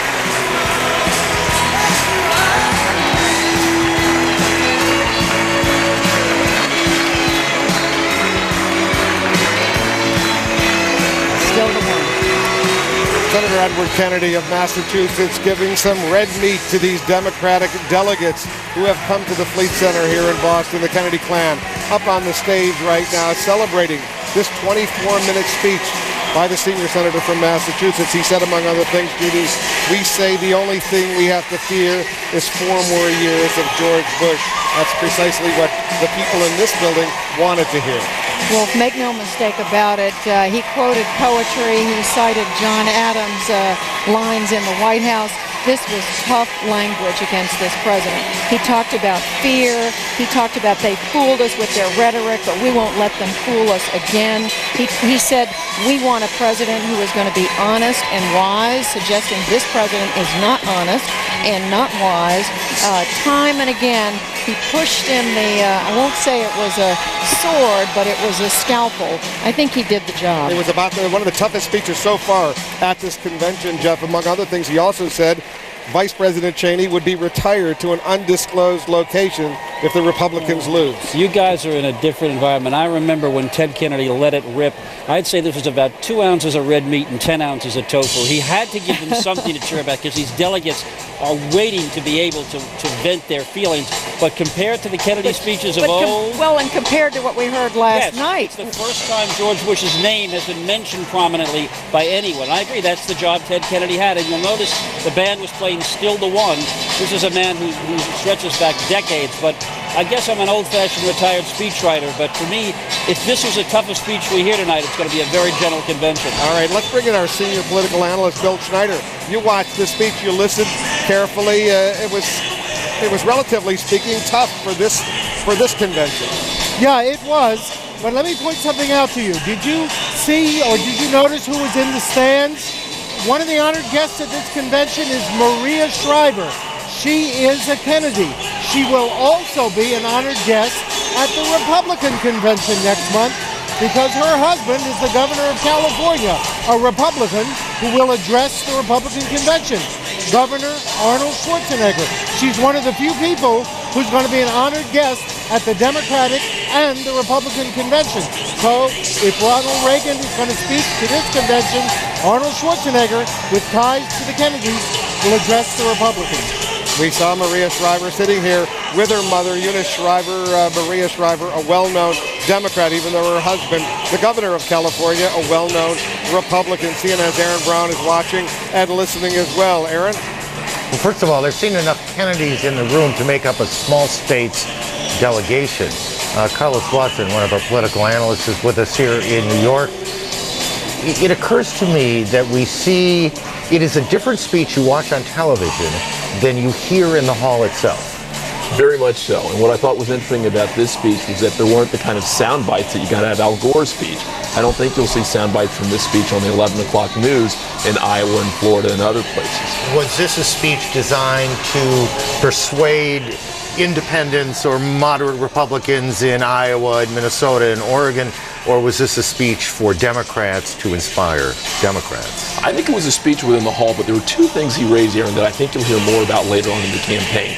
Minimum wage, which is an opportunity to turn out voters who last time stayed home, particularly poor voters, and two, Enron and Halliburton. This whole issue of corporate malfeasance that Democrats believe is an issue they can run against the president on is an issue I think you'll hear a lot more in ads and in speeches once they leave the convention. And one more before we throw it back to the hall. I thought I heard another theme. For the second night in a row, they talked about the Republicans' need to divide us. Bill Clinton said it yesterday. Ted Kennedy said it today. It's an effort to turn a Republican issue back on them. You know whose hands I see on this? I see Bill Clinton. Remember in '96, Clinton took Bob Dole's theme of A Bridge to the Past and turned it into his own theme, A Bridge to the Future. And you see Clinton again and again in a number of places turning things around. Yesterday, he kind of tried to destigmatize Massachusetts by talking about John Adams, John Kennedy, and John Kerry. He used the words patriot, as in New England patriots. And once again, with the idea that you shared, it's another opportunity, I think, that Clinton first raised yesterday. So Ted Kennedy has done his speech, Wolf, and Jeff, I'm inclined to agree with you. If that's red meat, that's not even a Big Mac yet. All right, Aaron Brown and Carlos Watson will be checking back with you. Let's check back with our senior White House correspondent, John King. He's on the floor in Massachusetts. You've been a Kennedy watcher, John, for a long time as well. Well, Wolf, they love the speech down here in the Massachusetts delegation. One of the lines they loved most, one of the themes, was the senator's harsh criticism of the war in Iraq. I heard Jeff say just a couple ounces of red meat, but the harshest criticism of the war in Iraq, Senator Kennedy saying more than 900 servicemen dead. He called it misguided. That is a theme they love here in the Democratic floor, but look for the Republicans to say very quickly that Ted Kennedy is also taking issue with John Kerry and John Edwards, because in the United States Senate, both of them voted to give the president the power to wage that war. All right, John King in Massachusetts. John, we'll be getting back to you as well. Still many important speakers this evening, including Howard Dean, the former governor of Vermont, the outspoken former presidential candidate. He's coming up later this hour. And after that, Ron Reagan will be speaking about stem cell research, specifically embryonic stem cell research, with the blessings of his mother, of course. And later, Teresa Heinz Kerry will be speaking much more coverage from the Democratic National Convention in Boston. We'll be right back.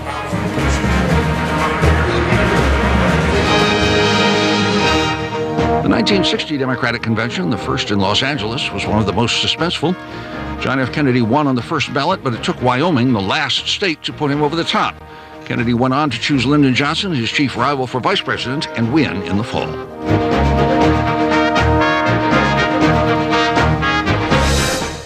CNN's coverage of the Democratic National Convention is sponsored by Chrysler. Inspiration comes standard. Log on to cnn.com/election for an insider's look at the 2004 Democratic National Convention. How inspiring can a minivan be? Can it give you seats when you need them? And space when you don't? Yes. Introducing the all-new Chrysler Town & Country. The only minivan with stow-and-go seating and storage. Chrysler. Inspiration comes standard. Want more? Get more. At the Chrysler Summer Sales Drive, get $1,000 bonus cash on Town & Country for a combined cash allowance of $2,000.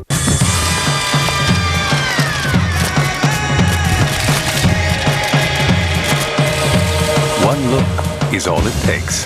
The Samsung LCD television with picture-enhancing DNIE technology. It's hard to take your eyes off it.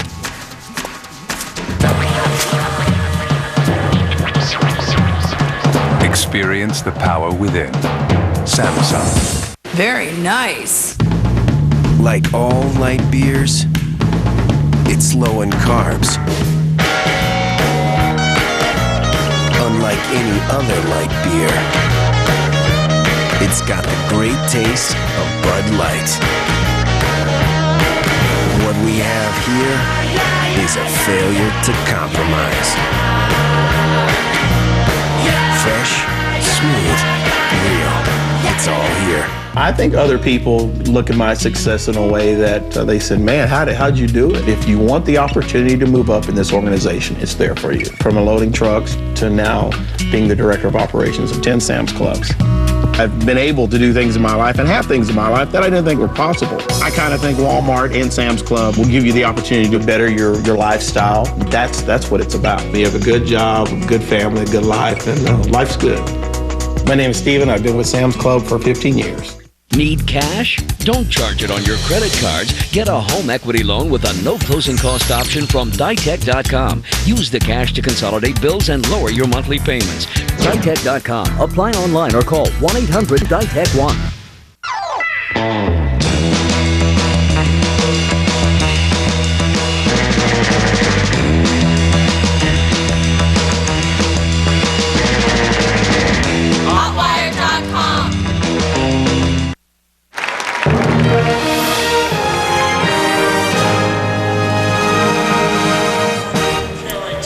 Welcome back to the Democratic National Convention at the Fleet Center here in Boston. We're continuing our coverage, a long night ahead, including several major speakers. We're waiting to hear from Howard Dean coming up later this hour. Joining us now here on the set, on the floor of the Democratic Convention, the governor of New Mexico, Bill Richardson, who also happens to be the chairman of this convention. Is it going the way you wanted it to go?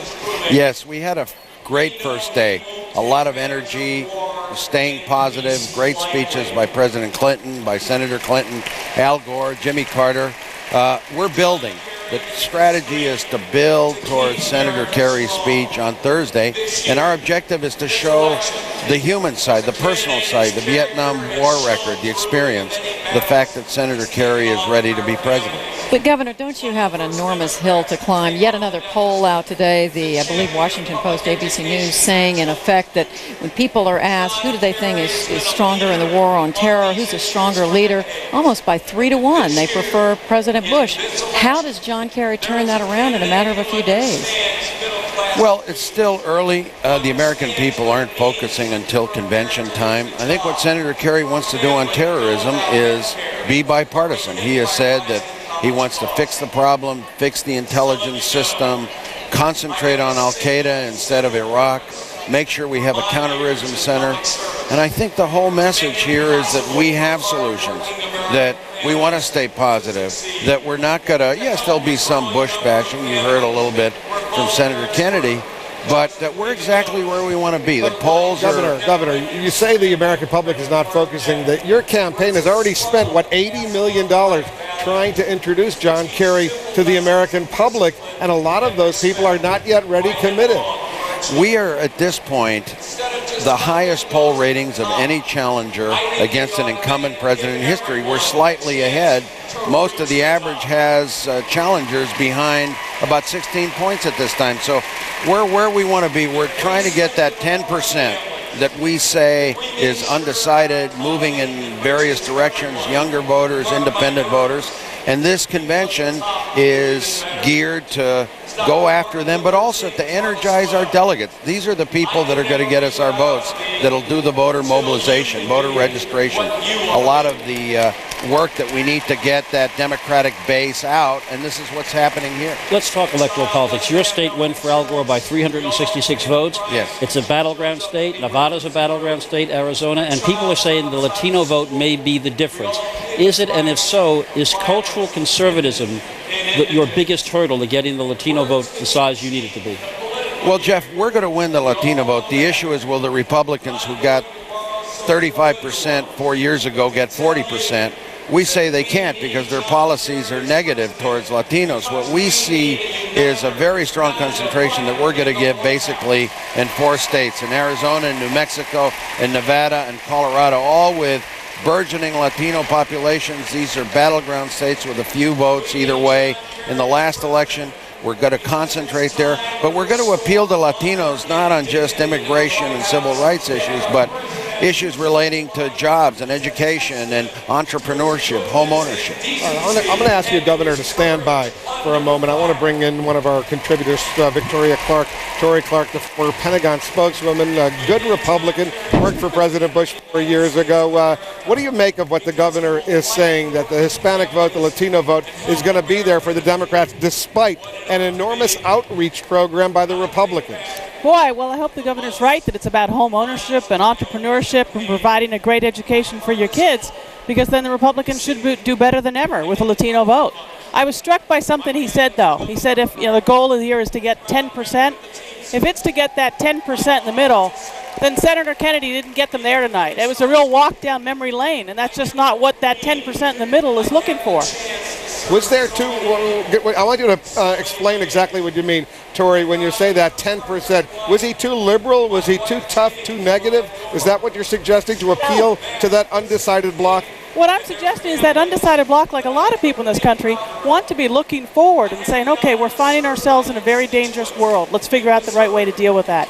We're finding ourselves in a world in which the very fundamentals of our economy are changing. How do we deal with that? Bringing FDR into the picture, with all due respect to FDR, doesn't get those people. All right, I'm going to let Governor Richardson respond to that. Governor Richardson, was it too liberal? Was it too historic, if you will? This is Ted Kennedy. The Kennedys are part of the Democratic Party. This is Ted Kennedy City, Boston. This is who Ted Kennedy is. He rallies the base. The Democratic Party is not like the Republican Party. We have a wide net. We have moderates, conservatives, progressives. We have people from all around the country. Look at the diversity of this delegates. 40% minority, 52% women and minorities. This is America. So we're not, we don't want to be negative. Tori is very, very good and all that, but we want to talk positive, and this is what Congressman Gephardt is doing. Missouri, a battleground state. he was a presidential candidate. We got a whole variety in their party. In the Republican Party, they can't even get their conservatives to speak. All right, let's. There will be a few conservatives speaking at Madison Square Garden, including Dick Cheney. I believe he will speak there, as well as President Bush will be speaking. Two good conservatives right there. Donna Brazil, another one of our contributors, the former campaign manager for the Gore Lieberman campaign 4 years ago. Give us your assessment of this Kennedy performance and what's happening so far overall at this convention, Donna. Well, first of all, I think the only history that Ted Kennedy committed to tonight was the history of this great city and this wonderful state where it all began for our nation. He tied that to where John Kerry intends to take the country, and I think he did a marvelous job. Look, I think the Democrats are just unified. I've been to 7 state delegation parties early in the morning. Democrats are waking up at 6 o'clock. They're going to bed at 2. They're getting 3 hours of sleep, and you know what? They're ready to go out and defend John Kerry's values and to share his vision with the American people. Donna, what's the major lesson you want these Democrats to learn from the mistakes of the Gore campaign 4 years ago? Oh, don't take any state for granted. I think Governor Richardson is absolutely right. We have new territory to conquer, so to speak. Those western states are ripe and fertile for a strong Democratic message. And you're seeing one Democrat that's about to be introduced now, Tom Daschle out in South Dakota. We have a great wealth of candidates coming out of those western states, and I think that Carrie Etler-Stickens will do very well out there. All right, Donna, stand by. Governor Richardson, Tom Daschle, the Democratic leader in the Senate, is about to speak. He's got his own problems. He might not even get reelected in South Dakota. He'll get reelected, and what's going to win it for him is his record as a leader. He's the minority leader who can deliver for South Dakota. The Native American vote has won it for Democrats in South Dakota before, and I believe it'll do it again. Yes, it's going to be close because of the percentage and registration, but what Democrats have this year is intensity, the intensity of our Democratic voters to win the White House back, to defeat the president. That's going to help a lot of candidates like Tom Daschle. Jeff, as you've been studying the intensity factor as well, getting out the vote, registering, actually delivering the message. They've raised a lot of money, the Democrats, the Republicans have as well. How intense are both parties' bases right now? I think this is really unprecedented. The level of interest at this stage in the campaign is measurably higher. Normally, even when people lie, because more people say they're going to vote than vote, if they're lying at a much higher level. In fact, that's what I wanted to briefly ask you about, Governor. It must, in some sense, drive you guys on both sides a little nuts to see how balanced these numbers are, to see that, you know, your state could be another 500 state votes. South Dakota, Daschle has won at times by 86 votes. This has got to be a Maalox moment, this whole campaign for you guys. Well, it is, and Jeff, it's because I think the electorate is so polarized. President Bush has divided this country so strongly, and 45% know what they're going to do. Another 45% are going the other way. So you have this 10% that is movable, flexible. It's new voters. This is why I think Howard Dean helps us, the internet, technology, younger voters. I was just on the Jon Stewart show trying to pick up some votes.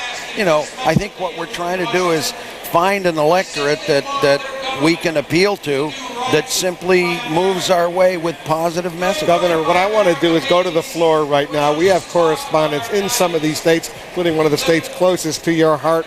We have a reporter, Joe Johns, our correspondent. He's in Nevada right now in that delegation. CNN's John King is in New Mexico. Kelly Wallace in Arizona. Joe, we'll begin with you in Nevada, a state not far away from New Mexico. How much up for grabs is Nevada? Very much up for grabs, Wolf. As you know, in 2000, Bush won it by 3%. Right now, a poll shows it's just about a 3% difference. Bush still ahead. With me right now is Adriana Martinez. You are the state chair of the Democratic Party. What are you doing to try to get the vote out here? Apparently, Nevada, being a battleground state, is very critical. It's extremely critical, and we're not taking anything for granted. For starters, we canvass on a weekly basis. We register voters. We have a lot of 527s that are coming in and How close is it going to be? Oh, you know what? Everyone says it's going to be close. You know what? I'm the state chair. I'm making sure that the Hispanic vote is going to count this time because I make sure I do an aggressive campaign for Kerry. Thank you very much, Adriana Martinez. Back to you, Will. All right, let's go to John King in New Mexico. Couldn't have been much closer in 2000. What's the mood in the delegation right now where you are, John? Wolf, they're very eager, very active on the floor here in Governor Richardson's home state. And Latino voters, of course, critical to turnout in his state, critical if you have another close margin. It wasn't only Florida that took us into the night and the next morning 4 years ago. New Mexico did as well. It is a battleground state, even though a small state when it comes to the Electoral College, a battleground state again this year. The Bush campaign calls Latino voters the new swing voters. Right now, Senator Kerry has a significant advantage nationally in those polls and is counting on keeping it. So it is obviously one of the key contested in the battleground states. You also have the subset, if you will, of the battleground for the Latino Hispanic vote. All right, John, we'll get back to you. Kelly Wallace in Arizona. Arizona is a state, I think, that's very much at play as well. It is. Well, some polls still give Republicans the lead, Wolf. No Democrat other than Bill Clinton has carried the state of Arizona since Harry Truman back in 1948. But there are signs Democrats are trying hard for Arizona. The state's governor to speak at the podium very soon. You had an Indian tribe delivering the national anthem earlier this evening. 27% of the state population Hispanic, 25% of the state population independent voters. So Democrats fighting hard. Governor Bill Richardson of New Mexico looking at Arizona, New Mexico, saying the Democrats should focus on a Western strategy as opposed to focusing on the South. All right, Arizona, New Mexico, and Nevada, three important states still at play in this election. Thanks very much. I want to thank Governor Richardson for joining us as well. You got a lot of work to do at this convention. It's only day 2. 2 more days after today. You better eat, sleep, and save your strength. I'm already worn out, and it's only the second day. Governor Richardson, thanks very much for joining us. We're going to take another quick break. Much more coverage coming up. Standing by to hear from Howard Dean. What will he say? How tough will he get? Howard Dean getting ready to speak tonight before these Democrats and the nation. We'll be right back. This is Boston's first time hosting a political convention. Chicago's had the most, 25, including some memorable moments. In 1860, Republicans nominated Abraham Lincoln there. And in 1968, violence flared as anti-Vietnam War protesters filled the streets, clashing with police in what was later called a police riot.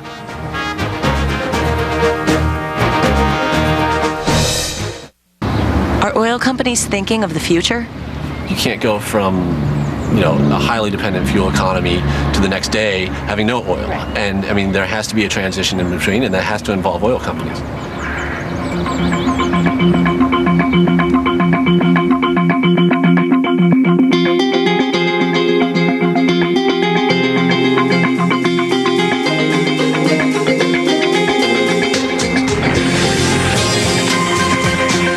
The Democratic National Convention, a CNN Live primetime event sponsored by Samsung Electronics. See and feel the power within. GAC wants you to help a great cause and pick up your very own autographed collectible from this year's 14th annual City of Hope Celebrity Softball Game. Stop by GACTV.com today and bid on autographed collectibles and game jerseys from players like Vince Gill, Martina McBride, Gretchen Wilson, Brad Paisley, and so many more. The proceeds from this auction will go to help City of Hope in their fight against cancer and other life-threatening diseases. He has 26 years legal experience. But what's his name? Hi, I'm Dan Eisenstein. Einstein? Eisenstein. Eisenstein. Highly rated for integrity. Einstein. Eisenstein. You won. That was the primary. We voted for you in February. Thank you. I need your vote again. Doesn't take a genius to figure out Einstein. Eisenstein in the August election. There's a place just up the road, nestled in the hills with spectacular views right on Center Hill Lake. Lakeside Resort is just what you need. Perfect for lake getaways, corporate seminars and retreats, family fun, golf, reunions, weddings, and anything for those who love the great outdoors. Lakeside's brand new lodge features 26 lakeside suites and can accommodate meetings up to 150. A lot to do or nothing to do. It's another beautiful day in paradise at Lakeside Resort Conference Center and Educational Complex. Online at lakesideresort.com. Nobody takes it to extremes like Toyota. Extreme quality like nobody else in the world. and extreme savings with 0% for 60 months or $1,000 cash back on any new Tundra, including double cabs. That's 0 for 60 or $1,000 back on Tundra. Or choose Tacoma and get big cash back. Because at the end of the day, it's not a great deal unless it's a great truck. And you don't have to go to extremes to get it. Now test drive any Toyota truck and get 2 tickets to the Toyota Tundra 200. Starting Monday, August 30th, the Republican Convention, live on CNN.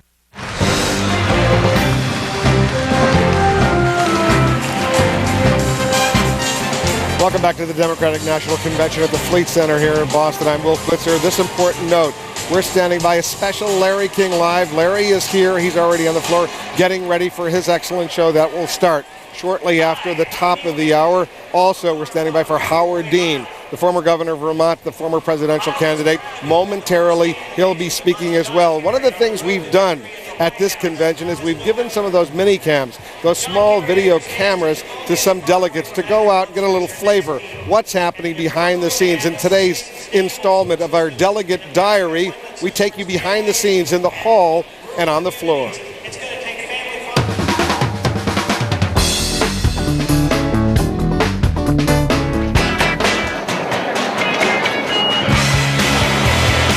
The mere fact that you enter the convention center and walk into the room and see thousands of people from all over the country is inspiring and leaves you struck with awe. My name's Jack Hanna. I'm an alternate delegate from the Commonwealth of Pennsylvania. My name is Donna Brazil, and I'm a delegate from the District of Columbia. Doing a little embedded delegate for CNN. I think what they'll learn from seeing the convention through the eyes of delegates, they'll learn what it's like to come to a major party event. I'm on the floor every night. In fact, I have a special pair of tennis shoes to wear on the floor. I'm going to be comfortable, and I'm going to sit with a couple of delegations. Louisiana verification!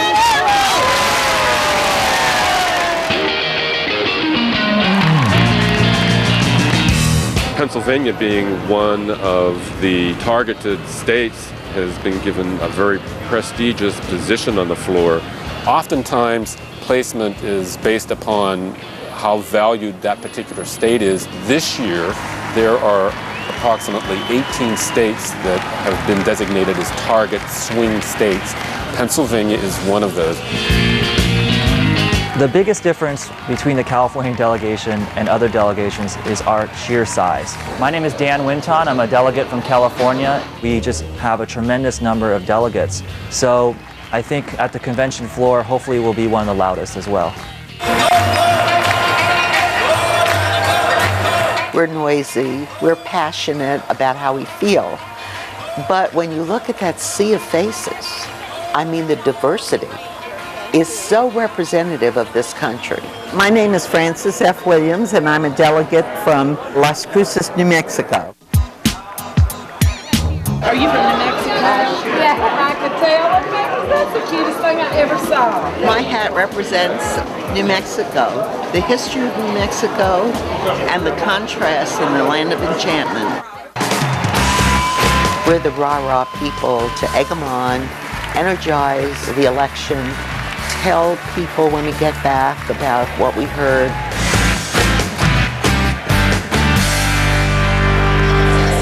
That's our delegate diary. Every day we're going to show you behind the scenes look at what's happening on the floor behind the scenes with these convention delegates. Larry King is here with us. Larry, you got a big show coming up right at the top of the hour, but it's going to start a little bit later because of Howard Dean. Yeah, I got a transcript of his speech. It's going to be very interesting. Don't tell us it's embargoed until delivery. You're not allowed to tell us what he says. What happens? This fascinates me. You veterans of the political world, if you break the embargo, it's a bad thing. You're not supposed to break the embargo, because once one journalist breaks the embargo, then everybody could break the embargo. But then what do they do to you? All right, stand by. We're going to get back to you shortly. Let's take a quick break. Larry King Live. That's standing by. Howard Dean. We're standing by for him as well. We'll take a quick break. We'll be right back.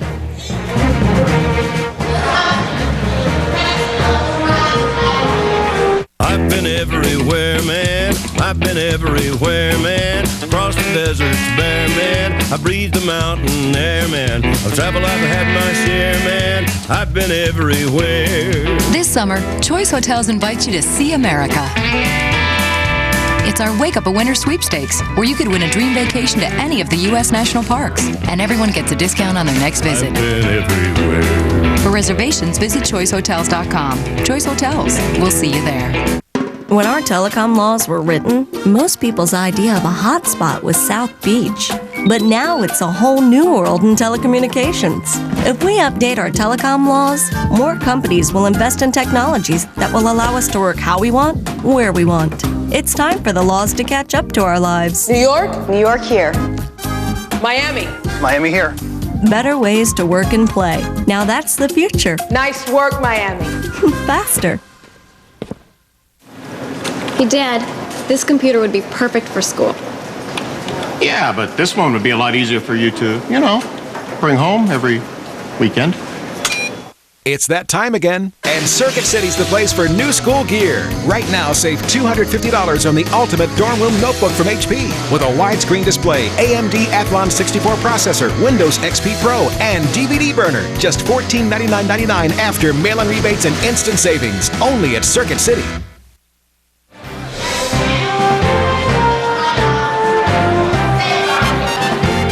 Welcome back to the Democratic National Convention at the Fleet Center here in Boston. A special Larry King Live. That's coming up momentarily, but we're standing by first. Howard Dean, the former presidential candidate, about to speak here before this crowd.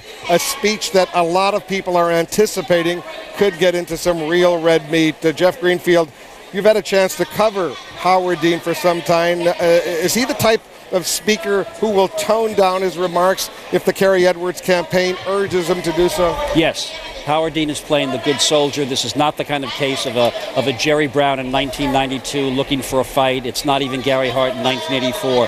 Howard Dean, if you think about where we were a year ago, a lot of us assuming that he was going to move to the nomination on the strength of the internet and move on. Howard Dean is going to play the role of the man who was vanquished and is now signed up to beat George W. Bush. The whole idea of somebody speaking out of tune at this convention is almost literally unthinkable. And for those of us who remember the fractious fights of other decades, it just shows you how old we're getting, Wolf. Judy Woodruff, Howard Dean played, whether or not you like him or you didn't like him, you have to admit he played a very important role in this Democratic Party this year. He sure did. He, Jeff just referred to it, Wolf. He really brought the whole idea of the internet into play as a way to raise money and to build a campaign. As Jeff said, a lot of people thought it was going to be Howard Dean who was claiming the nomination this week. But we can't forget, Howard Dean is not where John Kerry is and where much of the Democratic Party is on these issues. He's completely against the war in Iraq. Some Democrats are not. He's criticized John Kerry for taking, in his words, hundreds of thousands of dollars from lobbyists. He's criticized John Kerry for giving the president a blank check on Iraq and so on. So we're going to hear from Howard Dean, and as Jeff said, he's going to toe the party line, but in his heart, he's to the left of this nominee. Bill Schneider, how important is Howard Dean to the Democratic base? Howard Dean is used to be the ambassador to the Nader vote, along with Dennis Kucinich. He's there to rally the left, which doesn't seem to have many problems at this convention, to vote for John Kerry. It's important to realize the reason Democrats rejected Howard Dean was they didn't think he could be elected. The whole point was he was too divisive, too harsh, too shrill, and they worried he couldn't beat George Bush. So the point of nominating John Kerry is precisely that he'll be a unifying candidate. He'll reach out to independents, to swing voters, and to dissatisfied Republicans in a way that Democrats feared Howard Dean cannot. I suspect, Jeff Greenfield, that when Howard Dean is introduced momentarily, this crowd will erupt in thunderous applause. I think you're right, and I think even the people who feared Howard Dean as the reincarnation of George McGovern give him credit for igniting the Democratic Party. This is a party back on its heels after the 2002 midterm elections when the Republicans controlled the Senate. Howard Dean became a figure by saying to them, why in the world, in effect, are we rolling over for George W. Bush? He gave this party a shot, I don't know why I'm talking about food so much, a shot of espresso liven them up and showed them how to raise tens of millions of dollars, which is helping make John Kerry fully competitive. So you're right. They're going to honor Howard Dean for what he did in getting this party aroused. Judy, all of us were in Iowa when he gave that speech, the so-called "I have a screen" speech. We watched it. Our mouths were open as we watched it at the time. He had just lost the Iowa caucuses. His campaign, though, was going down before that speech. Yeah, what a lot of reporters, in fact, what most reporters did not know was that it was not Howard Dean who had built a great organization in Iowa. It was, in fact, John Kerry and, to a degree, John Edwards, who were doing well, and that was reflected in the vote. No, a lot of us were fooled. Howard Dean did a great job on television. He did a great job of stirring up the left wing of this party. But as somebody coined the phrase long ago, this was a party that dated Dean but married Kerry. What voters wanted in Iowa and later on in the later primaries, they wanted somebody who could carry this party to victory in November. They took a good look at Howard Dean and decided, no, he's not the one. All right, Larry King is standing by. Larry, you have some important guests who are anxious to weigh in on all of this as we await Howard Dean. Larry, pick it up. Thank you very much, Wolf. Wolf will be back with you at the 10 o'clock hour Eastern Time with his panel and more speeches to come. Ron Reagan speaks tonight. With us here on Larry King Live tonight, Bob Dole is with us in Washington. And here in Boston is George Mitchell, former Senate Majority Leader, and David Gergen, the White House advisor to Presidents Nixon, Ford, Reagan, and Clinton. And on the floor is our man Mo Rocca, who will tour the vast expanse of the Fleet Center tonight. And now they are about to introduce the man who changed American politics for a long time, Howard Dean. Let's go to the podium and meet the former governor of Vermont.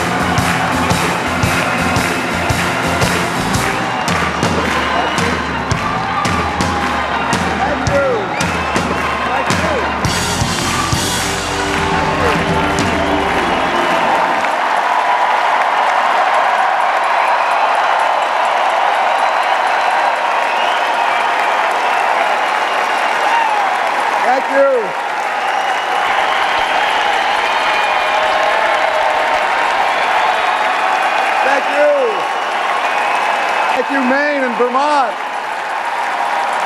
Thank you, Texas and Michigan. Thank you. Thank you. Thank you.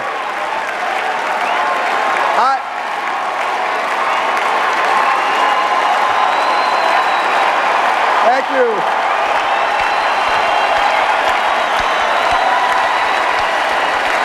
Thank you. Thank you.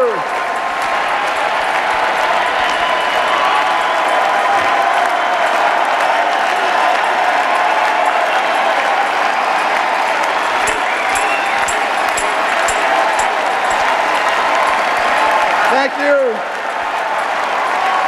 My Lord.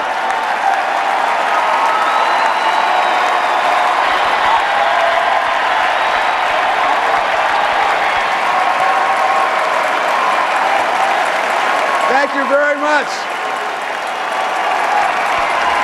Thank you.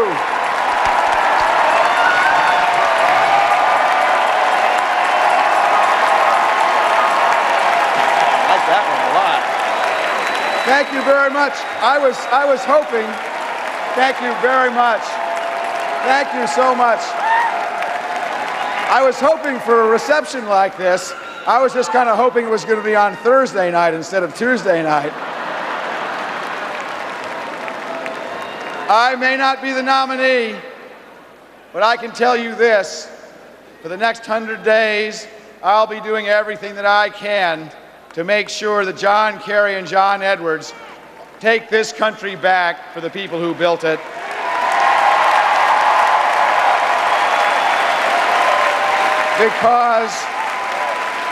Because tonight, we are all here to represent the Democratic wing of the Democratic Party.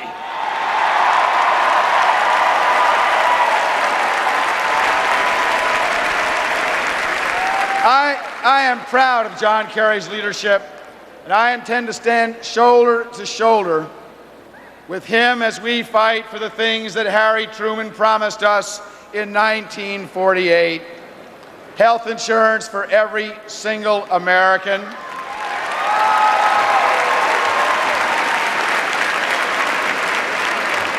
A jobs program that will create jobs instead of destroy them. Standing up for middle class and working Americans who got a tax increase, not a tax cut. And standing up for a foreign policy that relies on the President of the United States telling the truth to the American people before we send our brave soldiers to fight in a foreign war.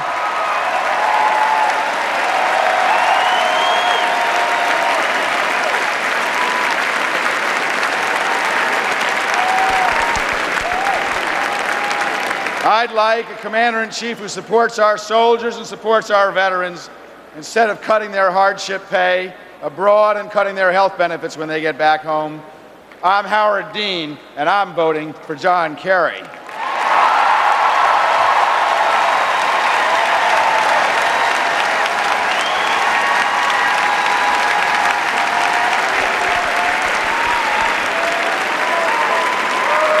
I'm voting for John Kerry and John Edwards because I'm tired of seeing hard-working Americans struggling with jobs that pay less than they did 4 years ago. I'm voting for John Kerry and John Edwards because I want a president and vice president as good and as strong as the American people. I'm voting for John Kerry and John Edwards because I want to see an America that's restored as the moral leader of the world.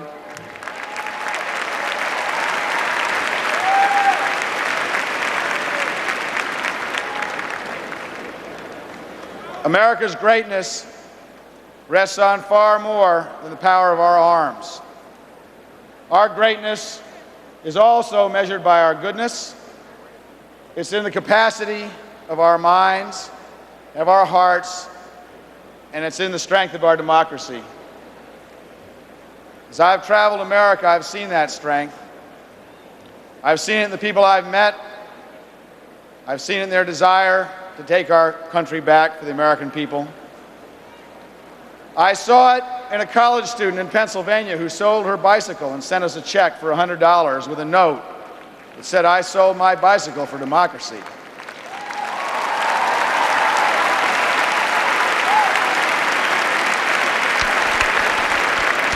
I saw it in a woman from Iowa who handed me $50, all in quarters. She saved it from her monthly disability check because she wanted to make America well again. I saw it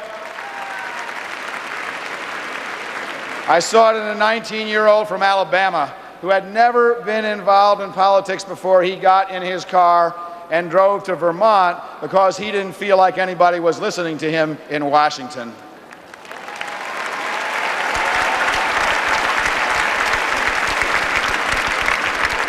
They learned that politics is too important to be left to politicians. They didn't just pack their bags, they packed their hopes that we can take our country back. And you know what? We will.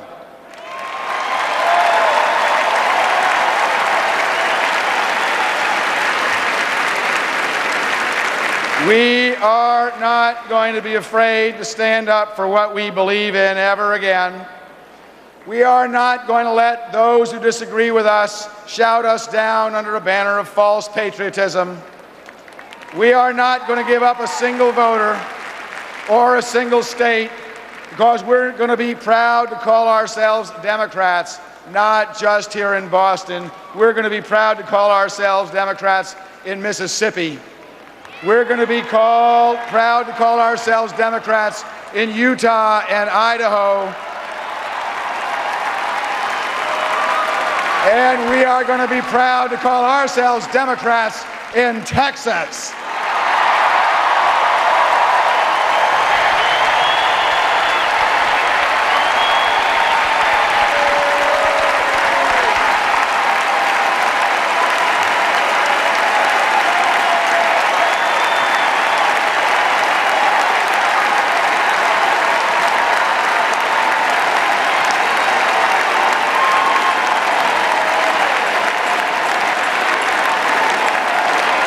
Never again will we ever be ashamed to call ourselves Democrats. Never, never, never. We're not going to just change presidents in this election. We're going to change this country, and we're going to reclaim the American dream. To everyone who supported me, you've given me so much, and I can't thank you enough. This was never about me. This was about us.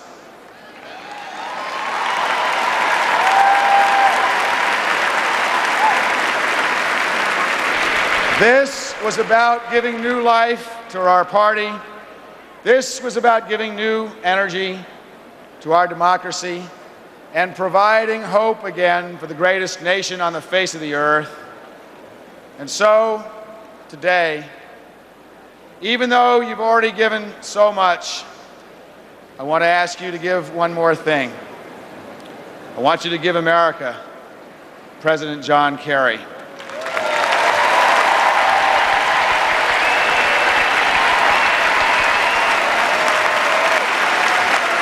Together,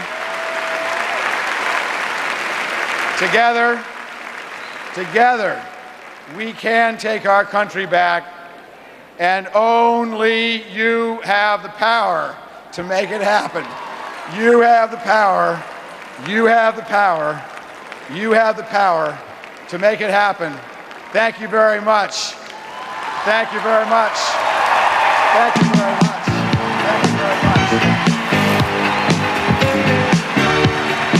you very much.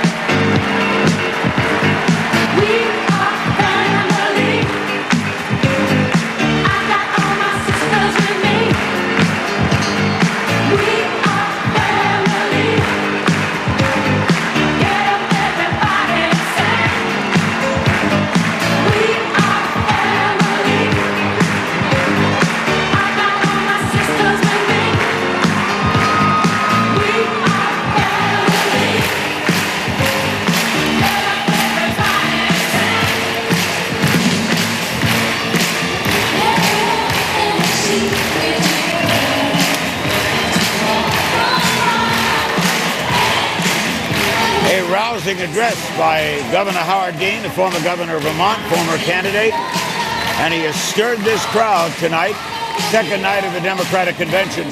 In a little while, Tom Daschle will join us, and then we're going to hear the keynote speaker. Let's get some comments, though, from our panel. Senator Dole in Washington, what do you make of this?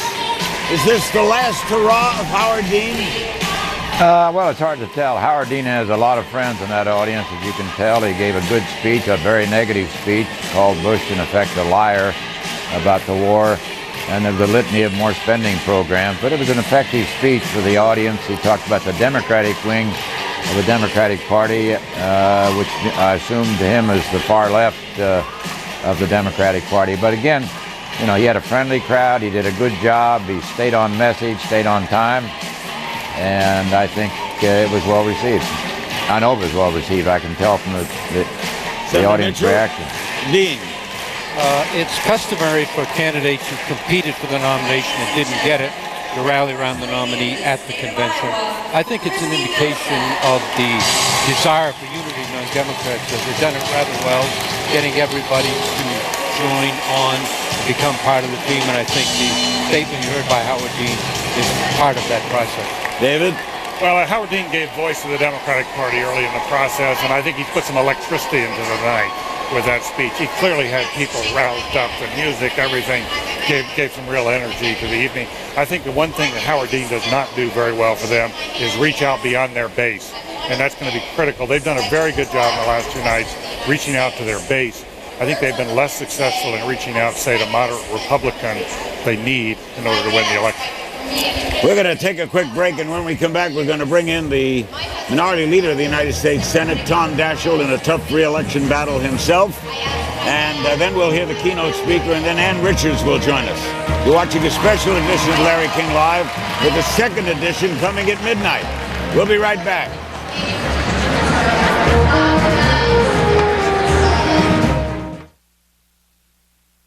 You guys ready for this? Let's do it. Introducing the new Jeep Wrangler Unlimited with the Sunrider soft top. With more passenger room and twice the cargo space, you'll be able to bring so much stuff that you're bound to forget something. Hey, what's up? Got everything, right? Yeah, we got everything. Why?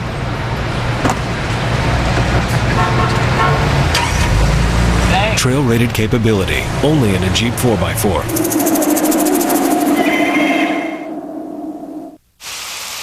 There's nowhere it can hide that we can't find it.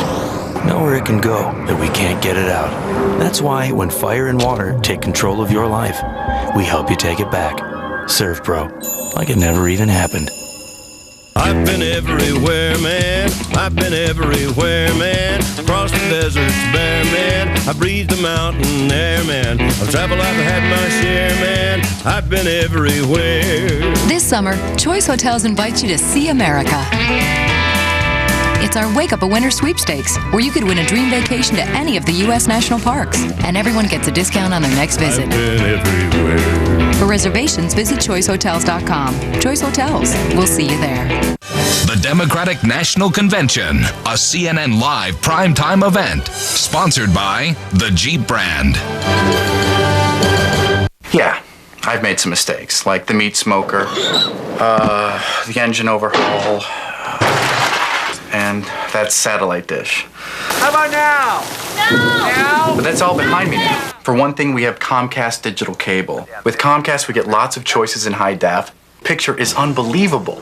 I think that kind of makes up for all the other stuff. Honey? That was then. This is Comcast. Gary Moore is a lifelong Tennessee resident. He's been a firefighter for over 24 years and is president of the Tennessee Firefighters Association.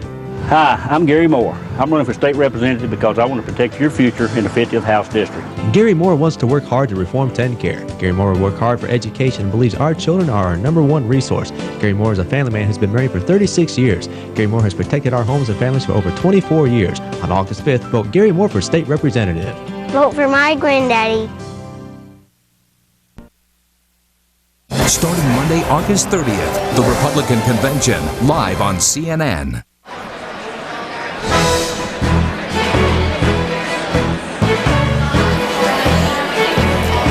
Before we hear from Mo Rocker on the floor and then our keynote speaker, let's welcome to Larry King Live the Minority Leader of the United States Senate, Tom Daschle. What do you make of this? Hello, Larry. So this far? is great. This is great. This is one of the most unified conventions I've seen in a long, long time.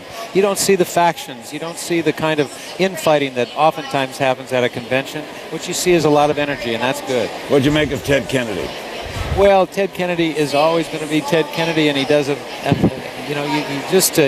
ignites a group like this, and he had a lot of energy, and that's exactly what you'd expect.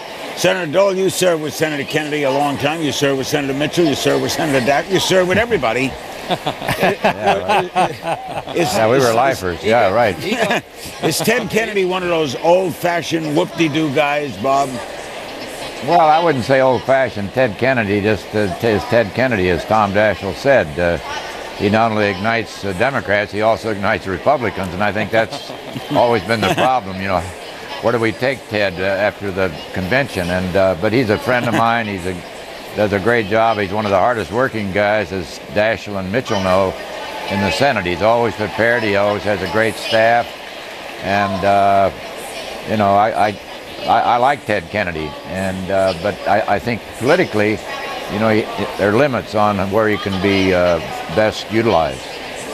Mo Rocker on the floor. What was the reaction from your standpoint? Well, not much of a reaction. I'm here in Pennsylvania, of course. The state tree is the eastern hemlock. That's not what they're talking about tonight. They care about one thing. It's when the appearance of Teresa Heinz. That's all they're talking about is Teresa. As Pennsylvanians know her, she's the pride of Mozambique, the Pennsylvanian African queen. We all know her story. She was raised in the wilds of that deepest, densest continent. She used to race like her good friend Zola Budd across the savannah of southern Africa. And she's risen to become a savvy sophisticate, a bored, brilliant billionairess. And that's the speech that everyone's waiting for here. Mo Rocker's a little different, Tom. I can see that. Yes, Yes. he's a little Yes, different. I can see that. Durden, what's your assessment of Ted Kennedy tonight?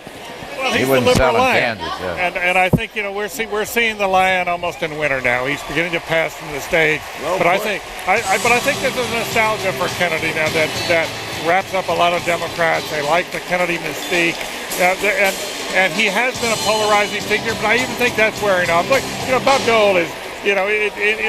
Bob Dole and Ted Kennedy, I think, are both now people who've crossed party lines in their attractions. People like them on both sides of the aisle because they just like them. They've been around, they've been fixtures, and he's not as I think he's not as threatening as he was to some Republicans some years ago. George Mitchell, you were telling me that he was one of the great senators who ever lived. He's a great legislator. Behind all of the rhetoric is a very pragmatic, hardworking, skillful legislator. That takes a lot of hard work, as Bob Dole suggested. I think also, Larry, this is his hometown. Age and seniority bring with it certain qualities and a certain degree of respect. And David made the point about appealing to the base and others. At their convention, the Republicans will present Giuliani, McCain, more conservative. They try to appeal both to the base and to reach out. Democrats are no different in that respect. So Ted Kennedy has a very powerful appeal to a large number of Americans, and that was tapped tonight. There'll be others who appeal to others throughout the convention. Senator Daschle, who is undecided? Who are the undecided? Oh, I think that there are a lot of Republicans out there right now, and some independents that are undecided, Larry. They're, no Democrat is undecided. Oh, you may find a few, Democrats, but there aren't many. I think that that there are a lot of people that may have voted for George Bush last time who are trying to decide whether they can make the switch and vote for John Kerry this time, and I think they will. Candy Crowley, are you there at the rostrum?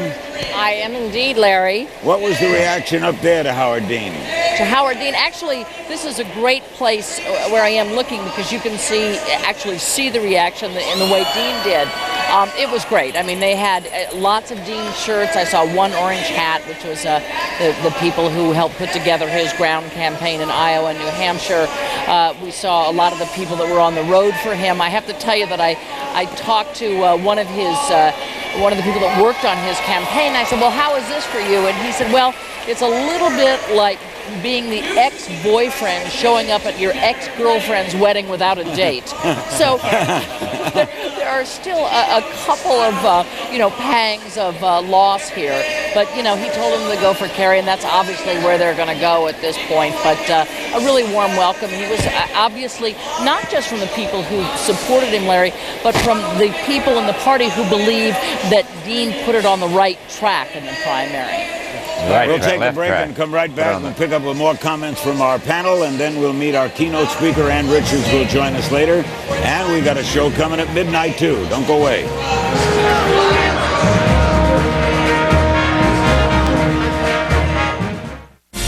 CNN's coverage of the Democratic National Convention is sponsored by Samsung. Excellence is within everything we create. Samsung Electronics. Log on to CNN.com/election for an insider's look at the 2004 Democratic National Convention.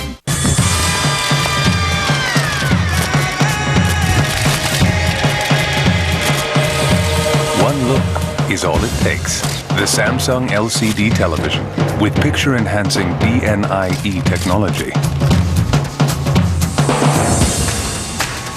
It's hard to take your eyes off it.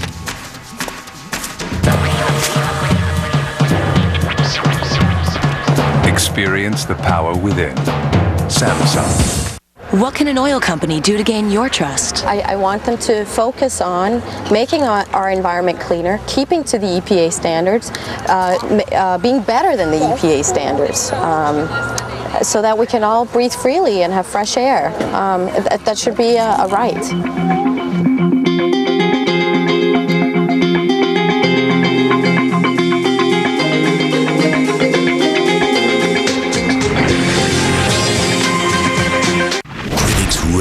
The creator of The Sixth Sense and Signs has done it again. The Village is a true masterpiece. They are coming. One of the first serious Oscar contenders of the year. The Village is daring and startlingly original. It's a chilling, brilliant, thought-provoking thriller. Please close the door! It will leave you breathless. M. Night Shyamalan's The Village, rated PG-13. Enter The Village this Friday. I can assure you the bank's closing costs are very competitive. I'll just open these blinds to let in a little extra light. Save big money on lender closing costs with the $395 Ditech flat fee. That's impossible! The $395 Ditech flat fee. Why pay more? Lost another loan to Ditech. Log on to Ditech.com or call 1-800-DITECH-1. Here's what we're working on tonight for Newsnight, day 2 of the Democratic Convention, the highs, the lows, the fireworks, if any, plus women in politics that 2 decades made a difference. That's Newsnight after the convention coverage tonight on CNN.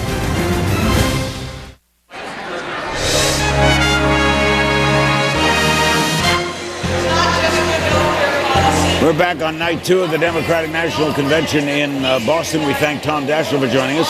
Ann Richards was scheduled to be on at the end of the hour, but since we don't know when they're going to go to the keynote speaker, we're going to carry his complete speech. He's an extraordinary young man. We'll bring Ann in now, but before we get that, George wanted to add one comment on Howard Dean.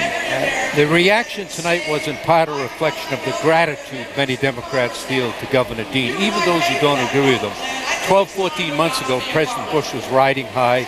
No one thought any Democrat had a chance to win. He basically stiffened the spines of Democrats. He created a sense of hope and possibility. And even those who didn't support him, he feels some gratitude. That, I think, is part of the reaction tonight. And Richards, but I think that... Well, I think what Howard did was he said it's okay to take on this administration. We don't have to sit back and let them tell their story and not go after them. And Howard did that, did a great service, and as George says, put a little spine in their backbone. What do you make of this convention so far? You've been to many. You've keynoted one of them. Yeah, I've been to a lot of them. It's about the same, except these people are more unified than I've ever seen them before. You know, we used to come to these conventions, Larry, and just fight like dogs. And George Bush has done a really great service to the Democrats. He's brought us together in a way I've never seen before. Are you saying he was a uniter then? He was a uniter of the Democrats, and I've never seen him so fired up. No questions about the Credentials Committee, no fight in the Platform Committee, no fight in the delegations about who's going to be seated. Everybody is focused on this election. What happened to the Democrats, David? Well, I'm just wondering, and I remember when you came to give the keynote address and you talked about George Bush Sr., and you said he was born with a silver foot in his mouth. I did. It was a great line then, and it's a great line now. But nobody's giving that kind of line here tonight. I mean, they're fired up, but they're not breathing fire from their nostrils. Well, it's I a very know, different kind of some people can and some people can't. Hey, Bob Dole, do you miss this? Not just Democrats or Republicans. Do you miss the action? Oh, I think everybody misses the action. I mean, I think David said that Ted Kennedy was in the winter of his life. I think he's just in the early fall of his life. But, yeah, you miss it. I mean, it's like, if you really like politics and like people and want to work with people in both parties, it's a great experience, as Senator Mitchell knows and Senator Devils, everybody knows on the panel. But I think Candy said that Howard Dean got the Democratic Party on the right track. I think what she meant to say was on the left track. Because I think he did solidify the left. There is a left in the Democratic Party, a far left. He did bring those people together, and he did fire them up. Mo Rocca, you have anything to add in the midst of this turbulent congregation at the center here in Boston? Well, Larry, I'm in Illinois, and the excitement is building. It's an Obama-rama, and it's already begun. They are so excited for Barack Obama to appear. So that's what's happening here. Tell me, what do you know about him? I don't know a lot. Thanks for that. That was insight. I'm waiting. I didn't want to prejudge him, so I'm waiting for the speech. George, everyone's raving about this young man. What do you know? I know Barack. He's an able, articulate, intelligent young man. He will serve all of the people of Illinois very well. I think he's very likely to be elected. And he handles the media really well. Is he a shoo-in? Obama, There's I don't no think there's opponent any question. I don't think they found an opponent for him. David? I may run. He could be the future of the Democratic Party. This could be the first African American who's a serious contender for a nomination of his party. If he has performed as well as he has in the last few months of his campaign, and he has earlier. We're talking about a state legislator. I know this fellow, though, has done a remarkable job. He's the son of immigrants. His father's from Kenya. His mother's from Kansas. His father came here as a Kenyan.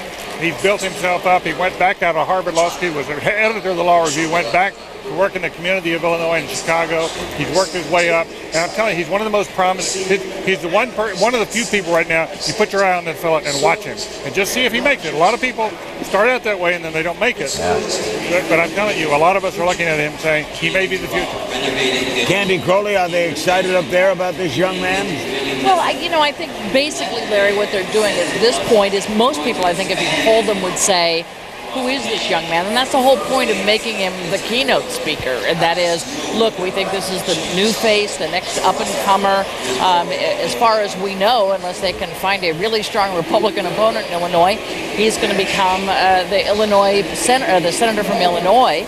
And let me see if I can get this right, the first African-American male Democrat in the U.S. Senate. So, they know, they've heard the buzz about him, but most of these people Hey, what still happened to Ed don't tell you Brooks? that much about him. No, I said Democrat. Democrat. Oh, Democrat. Oh, okay. All right, yeah, he does appear to be a very attractive, very capable young man. I watched television. And the Republican Party is in complete disarray in Illinois, so I assume he's the odds-on favorite. Isn't it strange, George, to see a state legislator be the keynote speaker? It is. It's an unusual set of circumstances, but you can say that of almost all of Barack Obama's life. It's an extraordinary personal story, very compelling. And remember, Larry, the tremendous population growth in this country is being fueled by the large numbers of immigrants coming in. Many, many new Americans identify with someone like Barack Obama. We're going to be hearing from him in a minute. Senator Durbin is introducing him, and as soon as he's introduced, we're going to meet and maybe for many of you for the first time see what is supposedly an extraordinary young man. And Well, you remember, Larry, when I was asked to give the keynote, I was a state treasurer.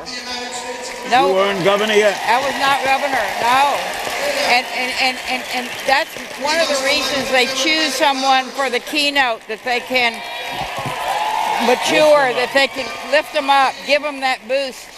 But Ann rode here on a motorcycle. She appeared on the stage on a motorcycle, though. I could have. Yeah. Well, Mo Rocca, now you know who he is, right? Absolutely, that's right. I do. I know. I know who he is now, and I knew also that Ed Brooks is indeed was a Republican senator.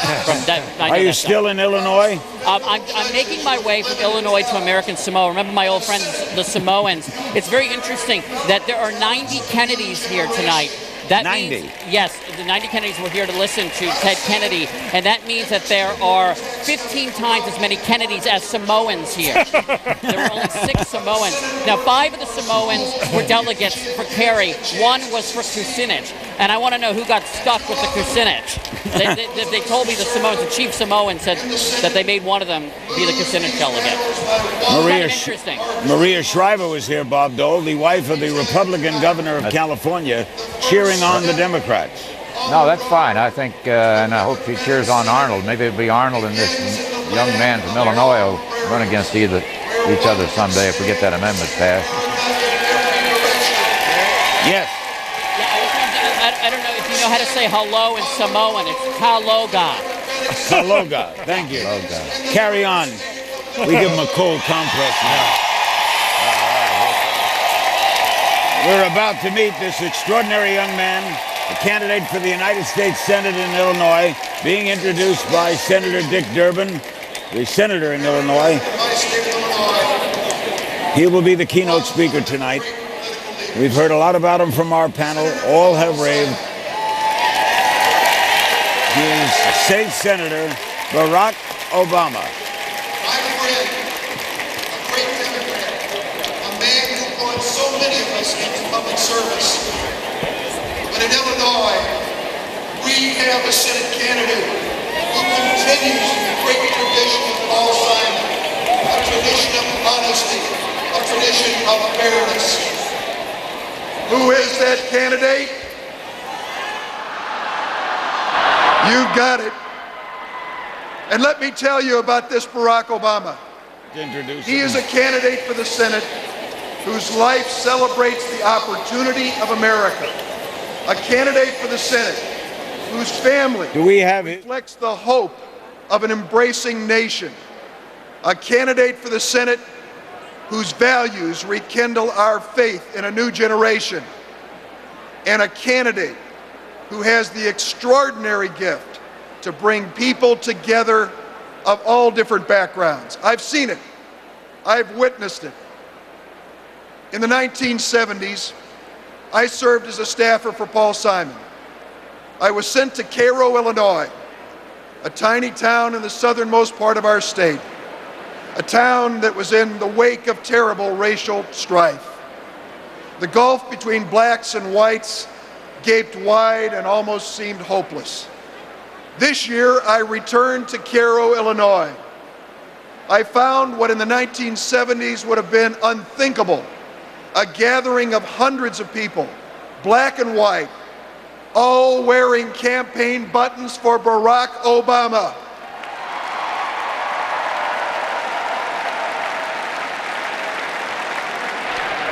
With this election, Illinois, the United States Senate, and America will have a man who can help heal the divisions of our nation. The next senator from the state of Illinois, Barack Obama.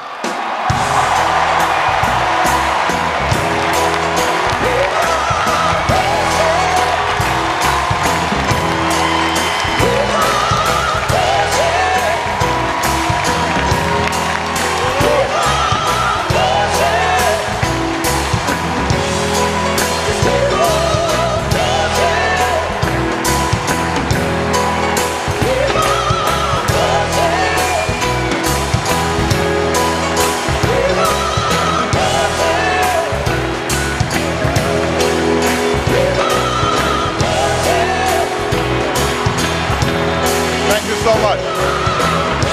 Thank you so much. Thank you. Thank you. Thank you so much. Thank you so much. Thank you. Thank you. Thank you, Dick Durbin. You make us all proud. On behalf of the great state of Illinois, crossroads of a nation, land of Lincoln, let me express my deepest gratitude for the privilege of addressing this convention. Tonight is a particular honor for me because, let's face it, my presence on this stage is pretty unlikely. My father was a foreign student, born and raised in a small village in Kenya. He grew up herding goats, went to school in a tin roof shack. His father, my grandfather, was a cook, a domestic servant to the British. But my grandfather had larger dreams for his son. Through hard work and perseverance, my father got a scholarship to study in a magical place, America, that shone as a beacon of freedom and opportunity to so many who had come before. While studying here, my father met my mother. She was born in a town on the other side of the world, in Kansas.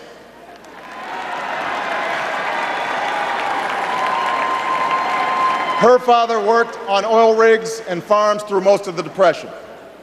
The day after Pearl Harbor, my grandfather signed up for duty, joined Patton's Army, marched across Europe. Back home, my grandmother raised a baby and went to work on a bomber assembly line. After the war, they studied on the GI Bill, bought a house through FHA, and later moved west, all the way to Hawaii in search of opportunity. And they too had big dreams for their daughter. A common dream born of two continents. My parents shared not only an improbable love, they shared an abiding faith in the possibilities of this nation. They would give me an African name, Barack, or Blessed, believing that in a tolerant America, your name is no barrier to success. They imagined me going to the best schools in the land, even though they weren't rich, because in a generous America, you don't have to be rich to achieve your potential. They're both passed away now. And yet I know that on this night, they look down on me with great pride. They stand here, and I stand here today, grateful for the diversity of my heritage, aware that my parents' dreams live on in my two precious daughters. I stand here knowing that my story is part of the larger American story, that I owe a debt to all of those who came before me, and that in no other country on earth is my story even possible.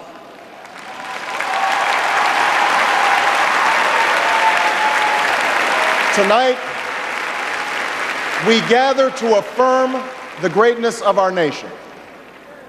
Not because of the height of our skyscrapers, or the power of our military, or the size of our economy. Our pride is based on a very simple premise, summed up in a declaration made over 200 years ago. We hold these truths to be self-evident, that all men are created equal, that they are endowed by their Creator with certain inalienable rights, that among these are life, liberty, and the pursuit of happiness. That is the true genius of America. A faith in simple dreams, an insistence on small miracles, that we can tuck in our children at night and know that they are fed and clothed and safe from harm. That we can say what we think, write what we think without hearing a sudden knock on the door. That we can have an idea and start our own business without paying a bribe. That we can participate in the political process without fear of retribution, and that our votes will be counted, at least most of the time.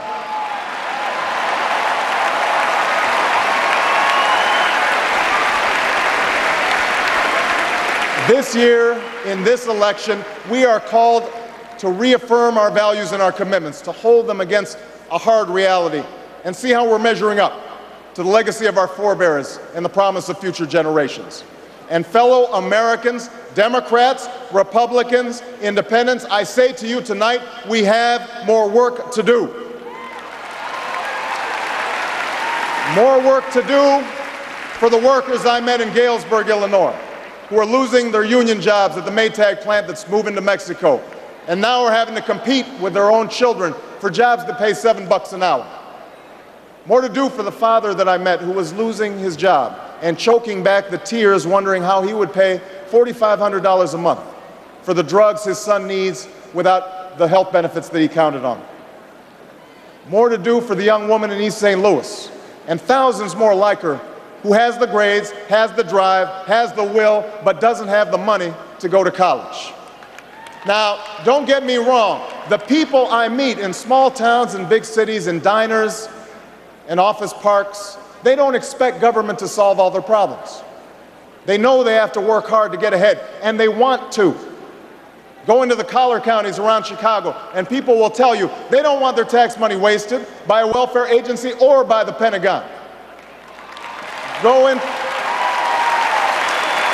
into any inner city neighborhood, and folks will tell you that government alone can't teach our kids to learn. They know that parents have to teach, that children can't achieve unless we raise their expectations and turn off the television sets and eradicate the slander that says a black youth with a book is acting white. They know those things.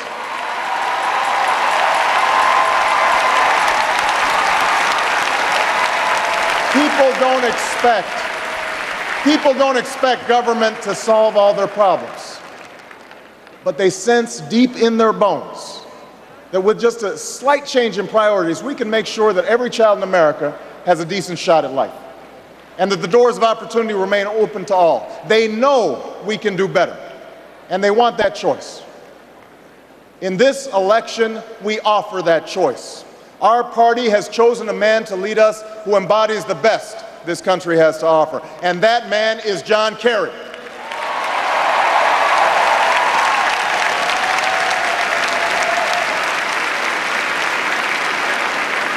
John Kerry understands the ideals of community, faith, and service because they've defined his life. From his heroic service to Vietnam, to his years as a prosecutor and lieutenant governor, through 2 decades in the United States Senate, he's devoted himself to this country. Again and again, we've seen him make tough choices when easier ones were available. His values and his record affirm what is best in us. John Kerry believes in an America where hard work is rewarded. So instead of offering tax breaks to companies shipping jobs overseas, he offers them to companies creating jobs here at home. John Kerry believes in an America where all Americans can afford the same health coverage our politicians in Washington have for themselves. John Kerry believes in energy independence, so we aren't held hostage to the profits of oil companies or the sabotage of foreign oil fields. John Kerry believes in the constitutional freedoms that have made our country the envy of the world, and he will never sacrifice our basic liberties, nor use faith as a wedge to divide us.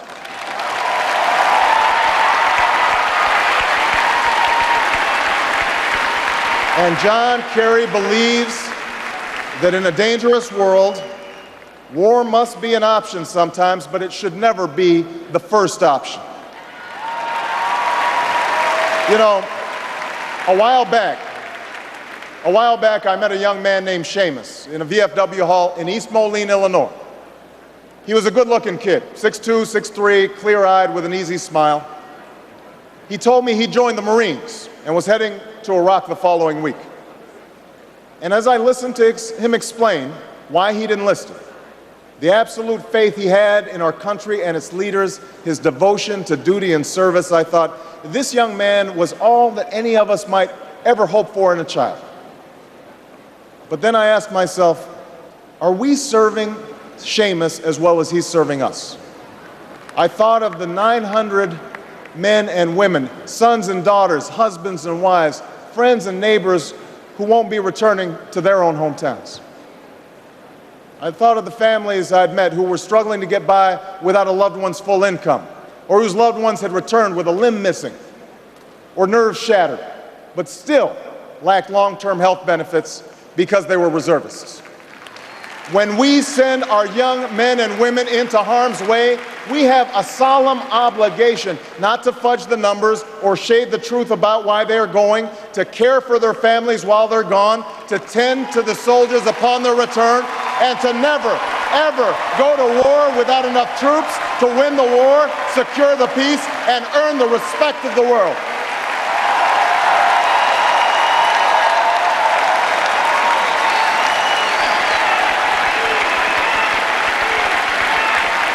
Now let me be clear.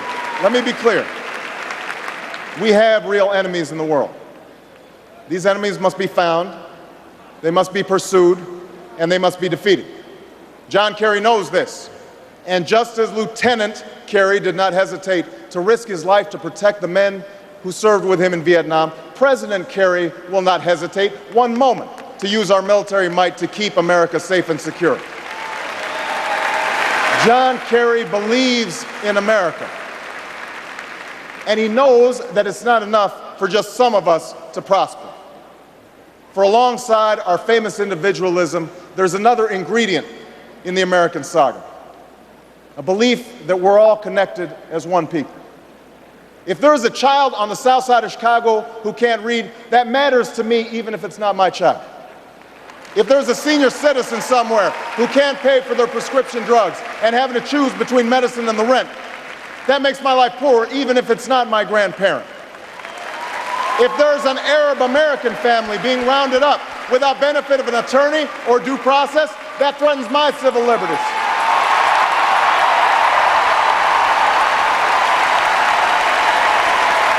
It is that fundamental belief.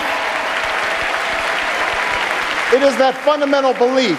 I am my brother's keeper. I am my sister's keeper that makes this country work. It's what allows us to pursue our individual dreams and yet still come together as one American family. E pluribus unum, out of many, one. Now, even as we speak, there are those who are preparing to divide us. The spin masters, the negative ad peddlers, who embrace the politics of anything goes. Well, I say to them tonight, there is not a liberal America and a conservative America. There is the United States of America. There is not a black America and a white America and Latino America and Asian America. There's the United States of America. The pundits like to slice and dice our country into red states and blue states. Red states for Republicans, blue states for Democrats. But I've got news for them too. We worship an awesome God in the blue states, and we don't like federal agents poking around in our libraries in the red states. We coach Little League in the blue states, and yes, we've got some gay friends in the red states. There are patriots who opposed the war in Iraq, and there are patriots who supported the war in Iraq. We are one people, all of us pledging allegiance to the Stars and Stripes, all of us defending the United States of America.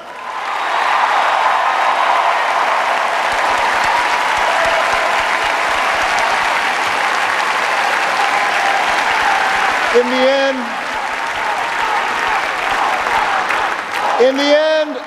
the end, that's what this election is about. Do we participate in a politics of cynicism, or do we participate in a politics of hope? John Kerry calls on us to hope.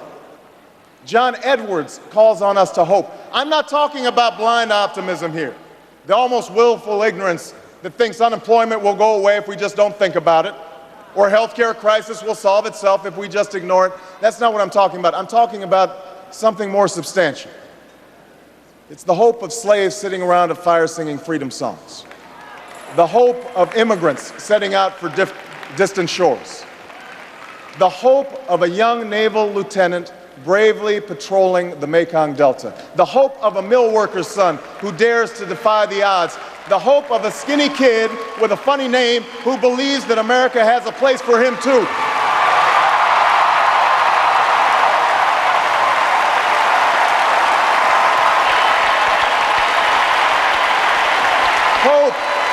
Hope in the face of difficulty. Hope in the face of uncertainty. The audacity of hope. In the end, that is God's greatest gift to us, the bedrock of this nation. A belief in things not seen. A belief that there are better days ahead. I believe that we can give our middle class relief and provide working families with a road to opportunity. I believe we can provide jobs to the jobless, homes to the homeless, and reclaim young people in cities across America from violence and despair.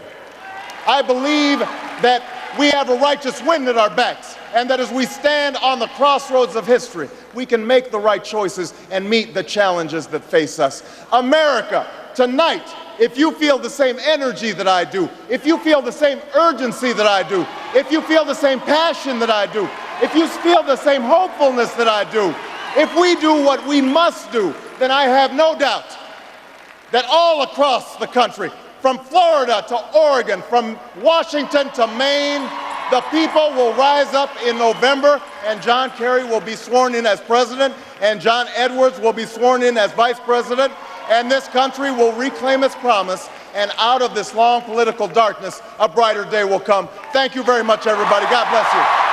Thank you.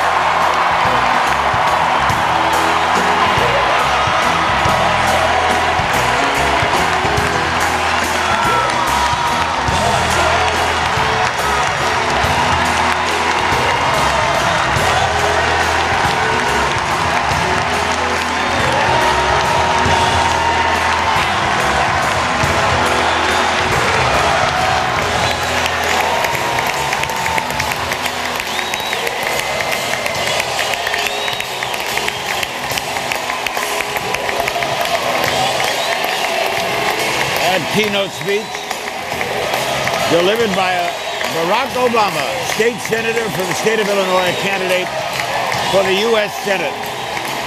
Before we turn it over to Wolf Blitzer, a quick comment. Before we turn it over to Wolf Blitzer, a quick comment from our panel. Bob Dole, what did you think of that? I'll give him an A. An A. I'll give him an A, right. Very good. Okay. David Gergen. Best speech of the convention is to reach out beyond the Democratic base. Best speech to reach out to others. George. Very good talk. I think a great future for a very fine young man. And Knocked it out of the park. Had me glued, boy. I just thought he gave us hope. He gave us feeling that, yes, you can change this country for the better. We hope you enjoyed this edition of Larry King Live. We'll be back at midnight with a full hour more. Right now, it's time to guide you through the rest of the night. We turn it over to my man, Wolf Blitzer. Wolf. Thanks very much, Larry. We have a lot more to cover this night in the coming hour. Ron Reagan will speak.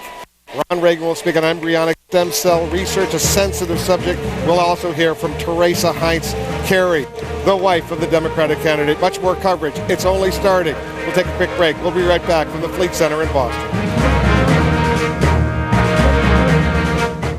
CNN's coverage of the Democratic National Convention is brought to you by your credit card companies. My credit card company called me. They wanted to know if I charged 2 surfboards in Laguna Beach.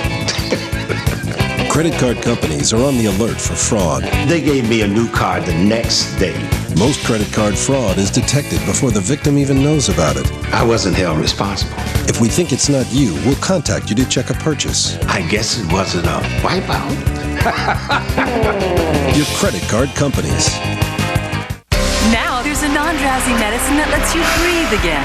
Alivert Allergy and Sinus relieves sinus pressure, runny nose, and nasal congestion. Breathe again. With Alivert Allergy and Sinus, the right relief, wherever you are. Oh, thanks, Marge. Sorry. There's this guy named Murphy. He's got this law that says whatever can go wrong will. That's why the trail-rated Jeep Grand Cherokee is tested on Earth's toughest terrain. It's your loophole in Murphy's Law.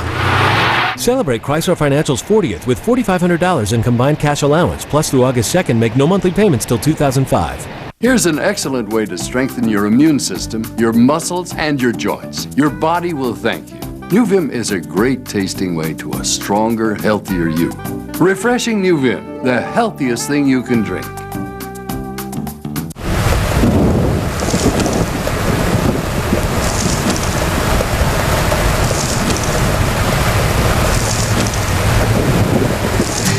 Tins and sweets, worth checking into. As America votes, stay with CNN, America's campaign headquarters.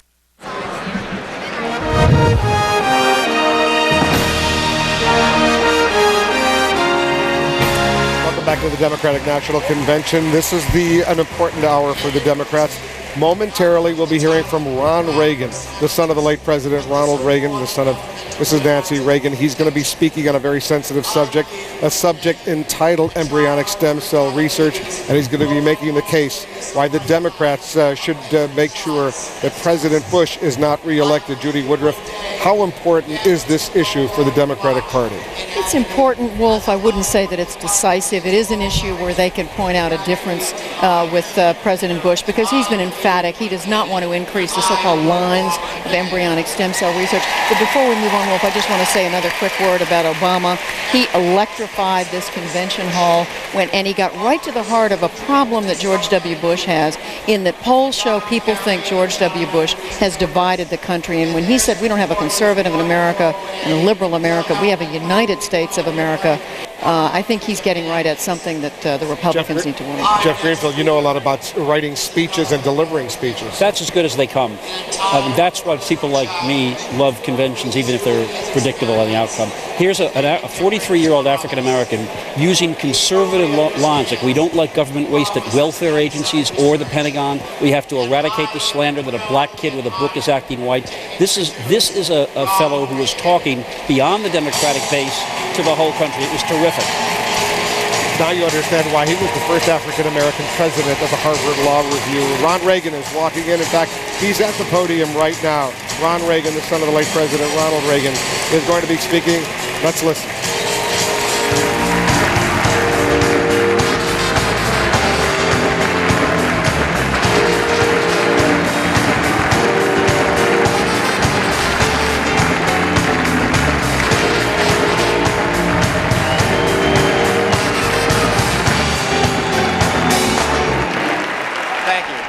Thank you very much. That's very kind. Good evening, ladies and gentlemen. A few of you may be surprised to see someone with my last name showing up to speak at a Democratic convention.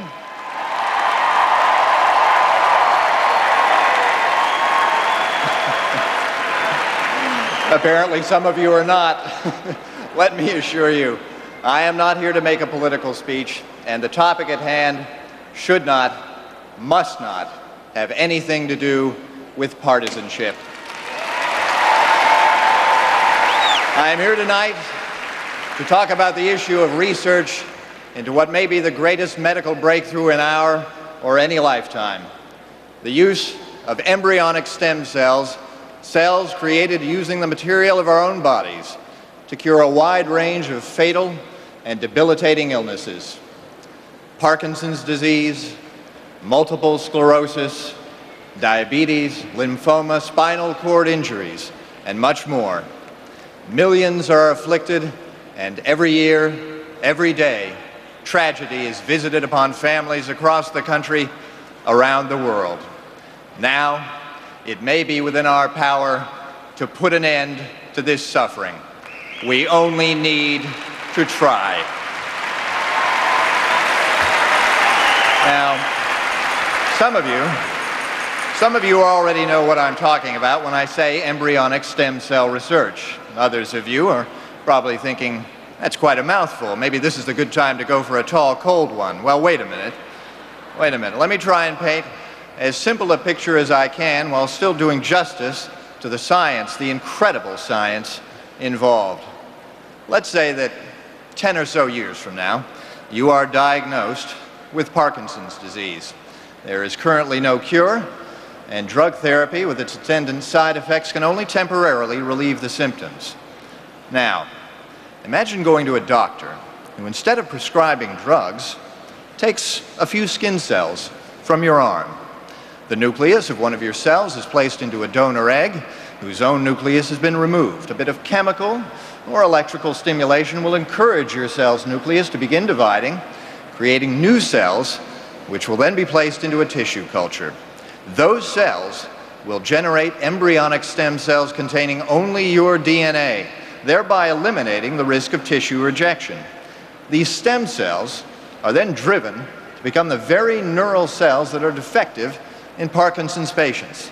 And finally, those cells with your DNA are injected into your brain, where they will replace the faulty cells whose failure to produce adequate dopamine led to the Parkinson's disease in the first place. In other words, you're cured. And another thing, these embryonic stem cells, they could continue to replicate indefinitely and theoretically can be induced to recreate virtually any tissue in your body.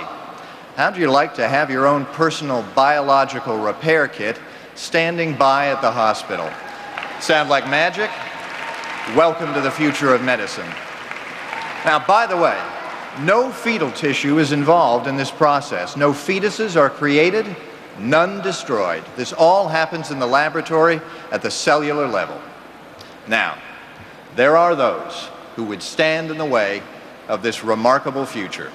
who would deny the federal funding so crucial to basic research. They argue that interfering with the development of even the earliest stage embryo, even one that will never be implanted in a womb and will never develop into an actual fetus, is tantamount to murder. A few of these folks, needless to say, are just grinding a political axe, and they should be ashamed of themselves.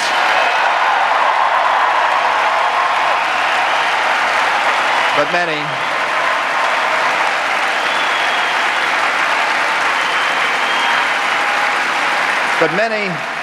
many are well-meaning and sincere. Their belief is just that, an article of faith, and they are entitled to it. But it does not follow that the theology of a few should be allowed to forestall the health and well-being of the many. And how can we affirm life if we abandon those whose own lives are so desperately at risk? It is a hallmark of human intelligence that we are able to make distinctions. Yes, these cells could theoretically have the potential, under very different circumstances, to develop into human beings. That potential is where their magic lies.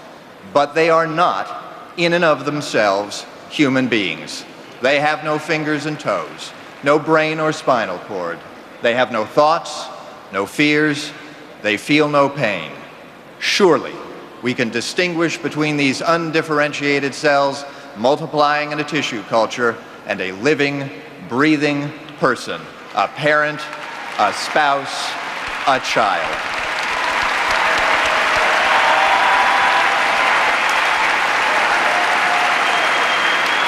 I know a child. Well, she must be 13 now. I guess I'd better call her a young woman. She has fingers and toes. She has a mind. She has memories. She has hopes. She has juvenile diabetes. Like so many kids with this disease, she's adjusted amazingly well. The insulin pump she wears, she's decorated hers with rhinestones. She can handle her own catheter needle. She's learned to sleep through the blood drawings in the wee hours of the morning. She's very brave. She is also quite bright and understands full well the progress of her disease and what that might ultimately mean. Blindness, amputation, diabetic coma. Every day she fights to have a future. What excuse will we offer this young woman should we fail her now? What might we tell her children or the millions of others who suffer? That when given an opportunity to help, we turned away? That facing political opposition, we lost our nerve? That even though we knew better, we did nothing? And should we fail, how will we feel if a few years from now, a more enlightened generation should fulfill the promise of embryonic stem cell therapy? Imagine what they would say of us who lacked the will. No, we owe this young woman and all those who suffer, we owe ourselves better than that. We are better than that.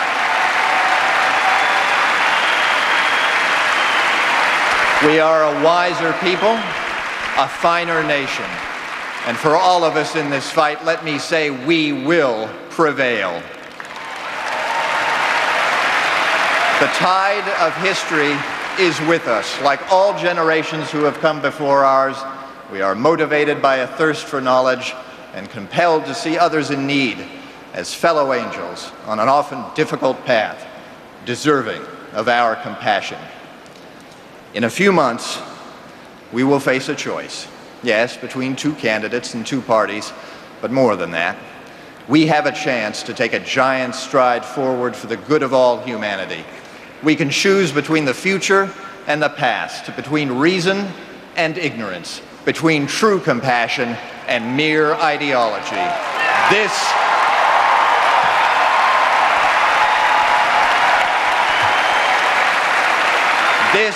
is our moment, and we must not falter. Whatever else you do, come November 2nd, I urge you, please, cast a vote for embryonic stem cell research. Thank you for your time.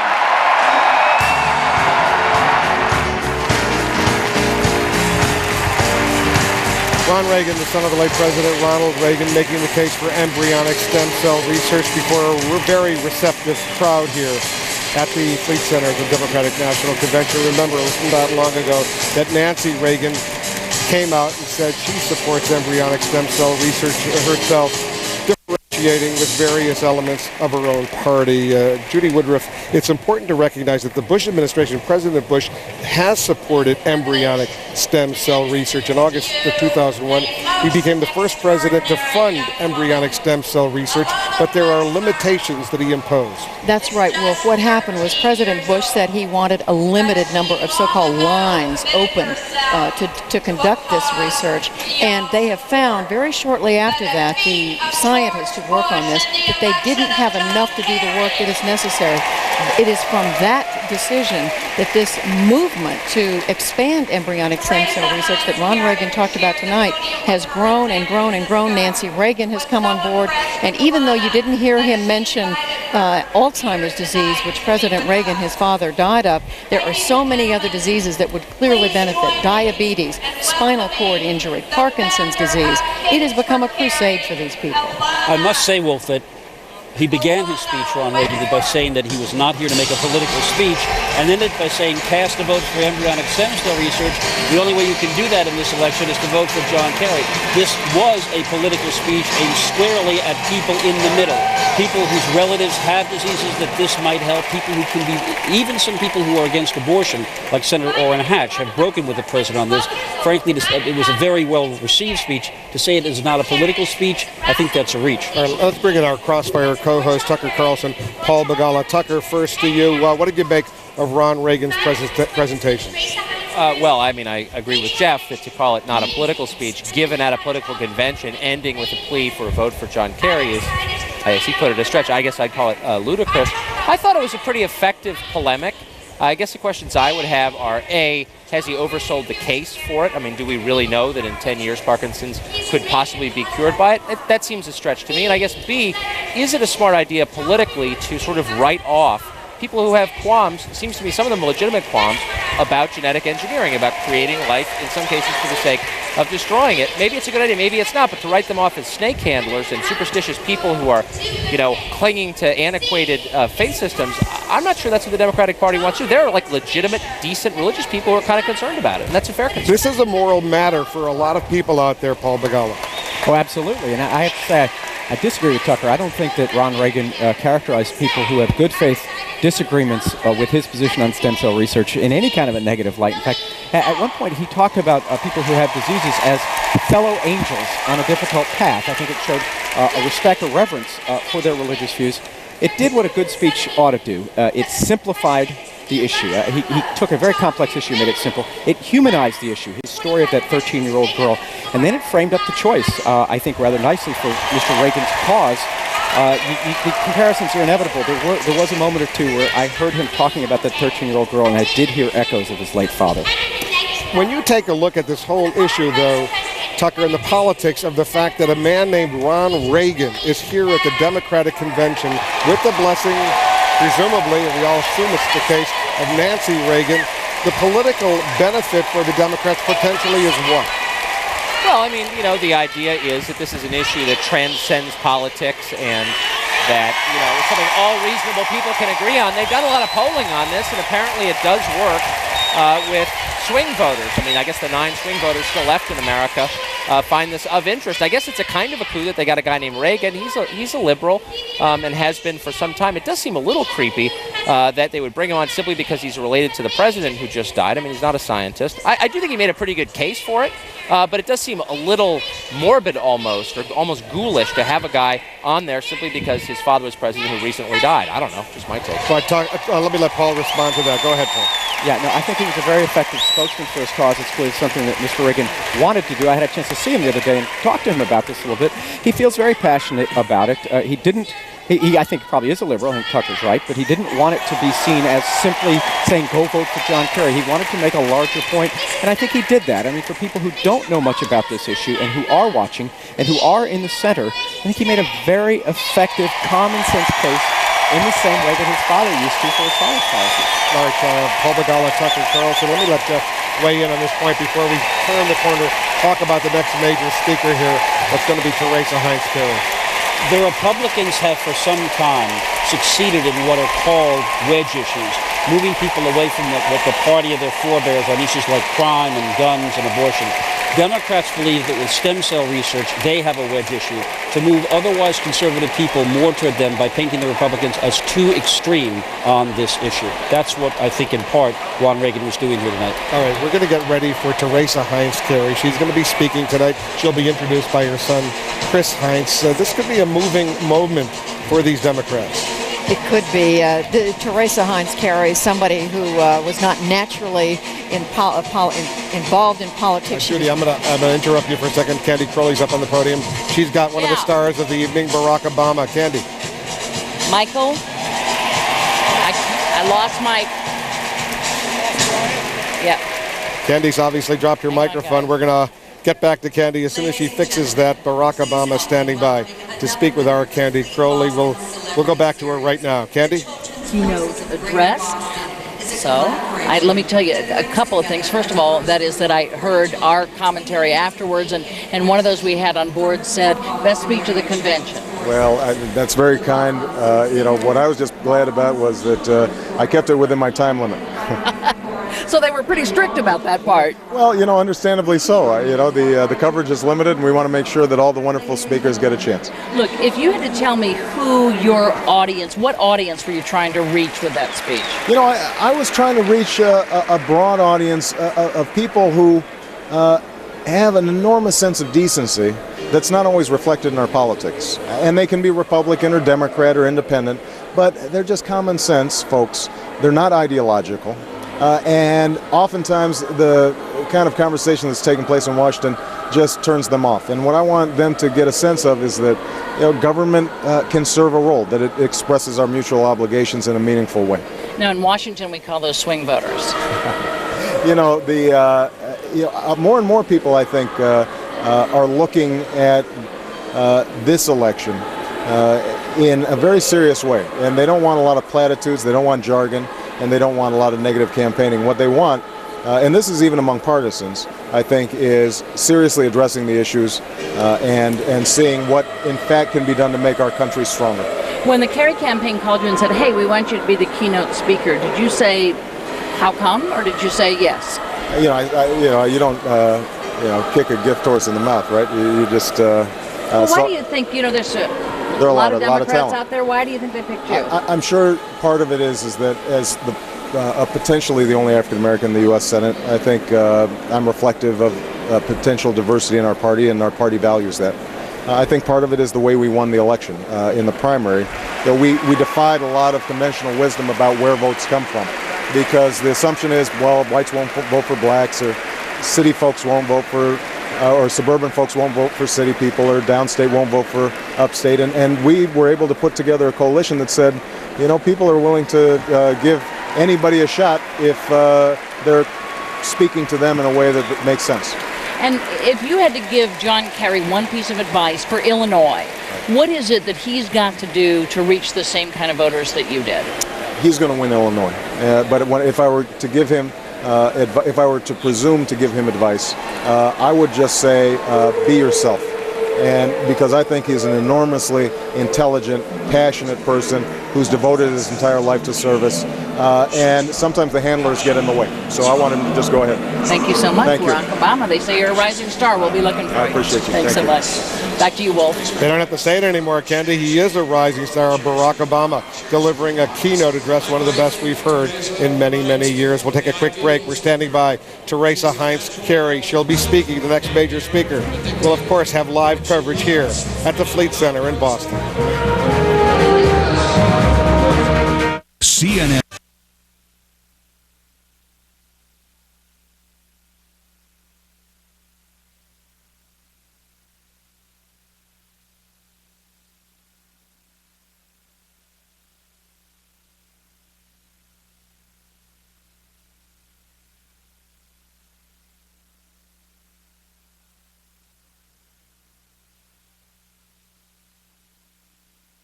Hi, I'm Sigourney Weaver.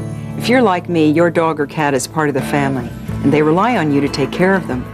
Like a family doctor, your veterinarian and staff know what's best for that special family member. So visit your vet regularly for checkups, for prevention of disease like heartworm, and for the best advice on everyday issues like flea and tick control. Your veterinarian knows best, so take the time to ask questions. For healthy pets, visit the vet. A message from the American.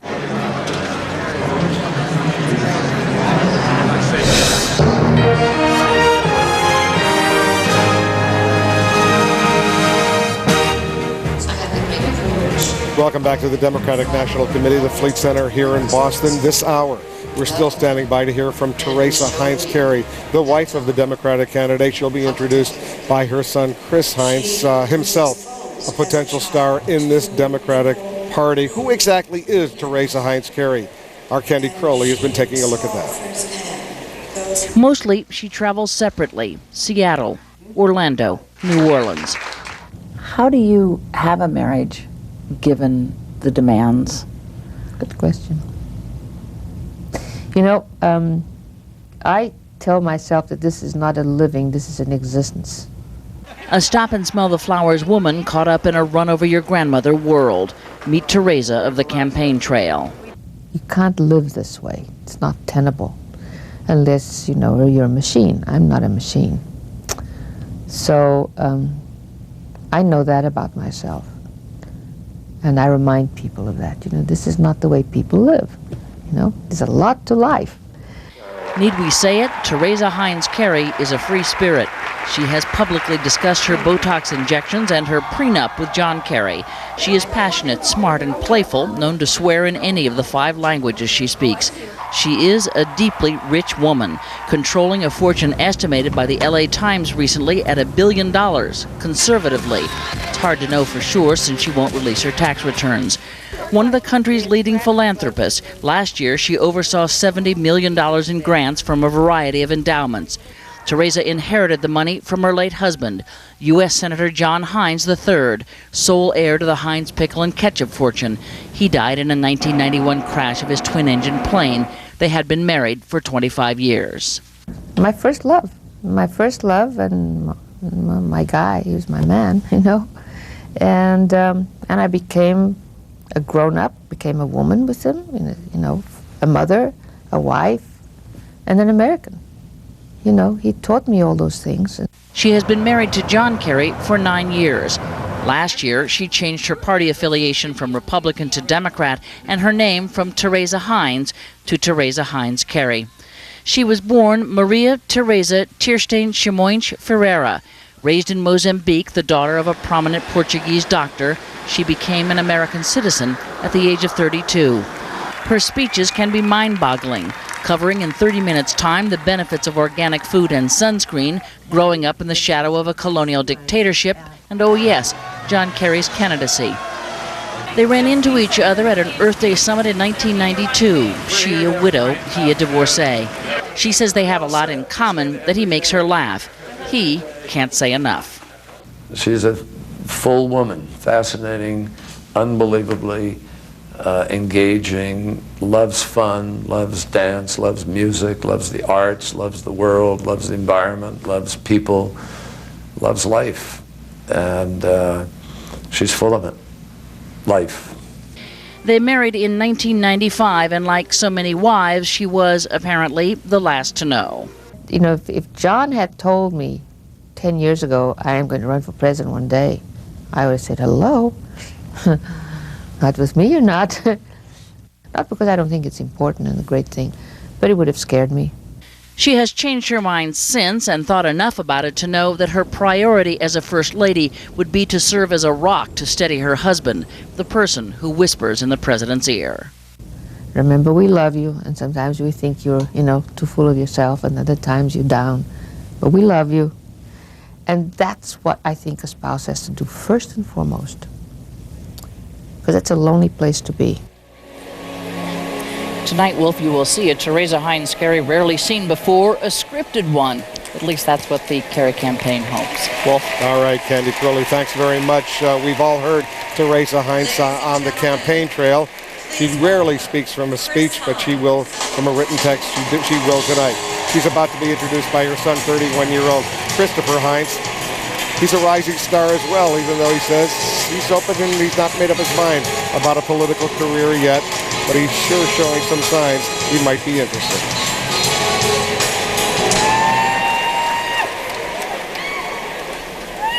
Good evening. It's an honor to be here tonight to introduce my mother, Teresa Heinz Kerry. But first, I'd like to say how proud I am of my stepfather and how honored I am to serve this cause. When my mom first introduced me to John, I said to myself, "Self, the only man good enough for your mother is the President of the United States."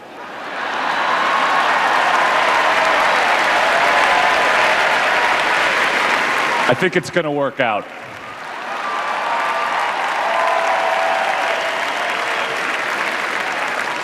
More seriously, last week, our family lost a dear friend, Joe Clark. Joe had worked with our family for 35 years, since July of 1966. He was family. Joe first met my mom when she was newly married and pregnant with my oldest brother. Digesting the loss of our friend, my mom and I spoke last week of their first meeting in Washington at the beginning of her American journey. We talked about the 38 years that had passed in her life, and as Joe would say, all them changes. You see, in '66, my mom was new to America, having recently arrived from her native home of Mozambique. Bright, 27 years young, and speaking five languages as a trained translator. She'd met him.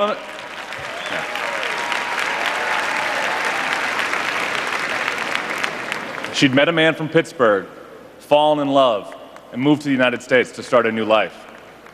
And as so frequently happens in this country, as an immigrant, she took America and its opportunities and freedoms for all they're worth, both as a mother and as an engaged, progressive person.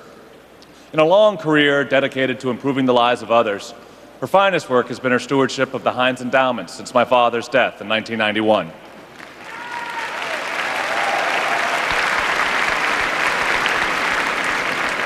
She is a true visionary. The New York Times has referred to her as one of the nation's leading philanthropists. But don't take their word for it, or mine, because I'm definitely biased. But simply go ask the residents of Western Pennsylvania and beyond about her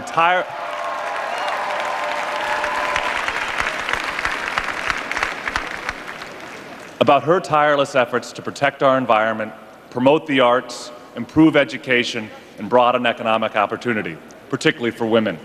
I'll bet they vouch for me. My mother's political accomplishments are also remarkable, considering she grew up in a dictatorship. From joining the first Pennsylvania Women's Political Caucus in 1972, to more recently fighting for health care and prescription drugs for seniors, my mom has set an example that's hard to follow. In total, she's campaigned in 7 successful congressional races as a spouse to 2 wonderful men.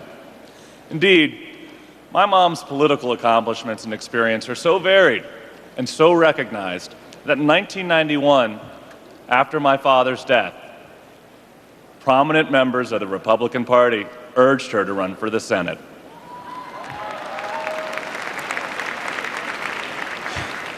Of course, none of these achievements define her as my mother, not through the prism of a son's eyes. I'm blessed to see and know so much more about this remarkable woman. My memories run deep. Flashes of her packing my lunch, applying a Band-Aid, sending me off to college, or serving as a very necessary first line of defense against some aggressive older brothers. And while it's impossible for me to share my full sentiments here with you all, let me just say this. My mother, in my heart and mind, is a force. Spiritual, organic, and loving. Smart, funny, and wise. If, as her son, I can be any 2 of those things in my life, I'll be lucky.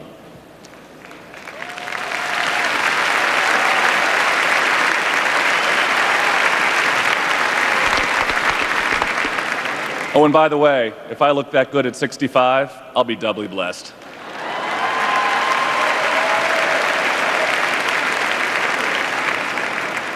But in the meantime, I'm blessed to be a part of her life and her American journey.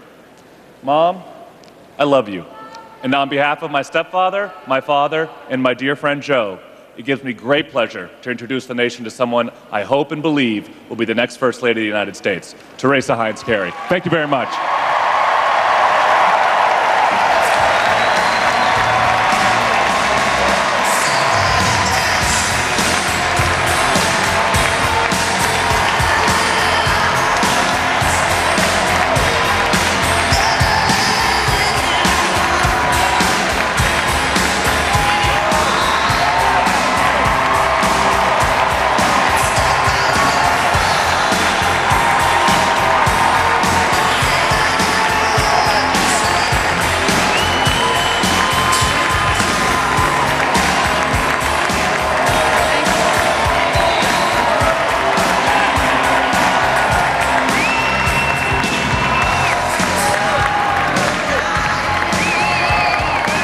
Thank you. Thank you.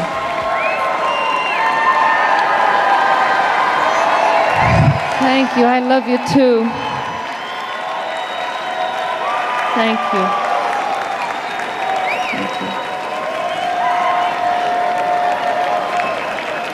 Thank you.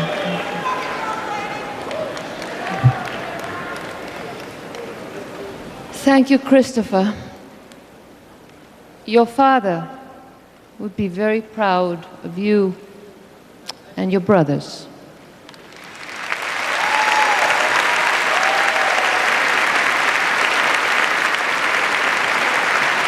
And I love you, and I love our family. My name is Teresa Heinz Kerry.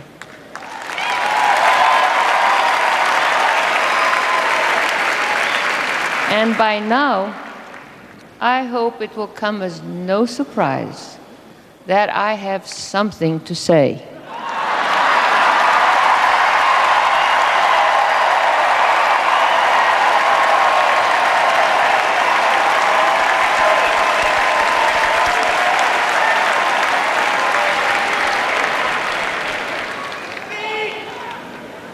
Tonight, as I have done throughout this campaign, I would like to speak to you from the heart.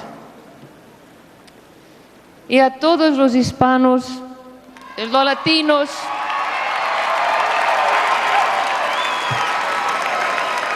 à tous les franco-américains, a tutti gli italiani,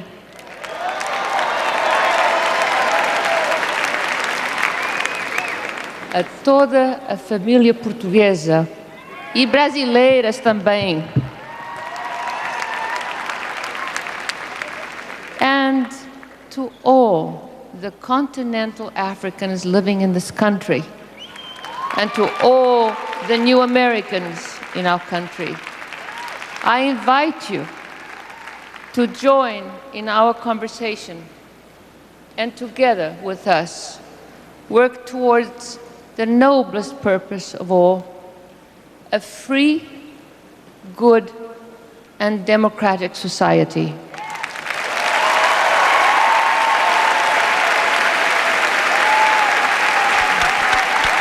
I am grateful. I am so grateful for the opportunity to stand before you and to say a few words about my husband, John Kerry, and why I firmly believe that he should be the next President of the United States.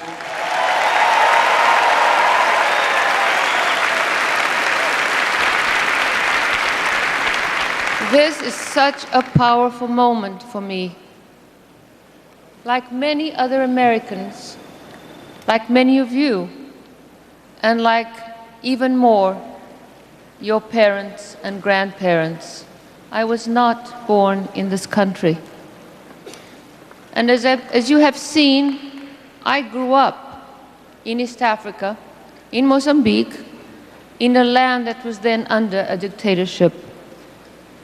My father, a wonderful, caring man who practiced medicine for 43 years and who taught me how to understand disease and wellness only got to vote for the first time when he was 73 years old. That's what happens in dictatorships. As a young woman, I attended Witwatersrand University in Johannesburg, South Africa, which was then not segregated. But I witnessed the weight of apartheid everywhere around me. And so with my fellow students, we marched in the streets of Johannesburg against its extension into higher education.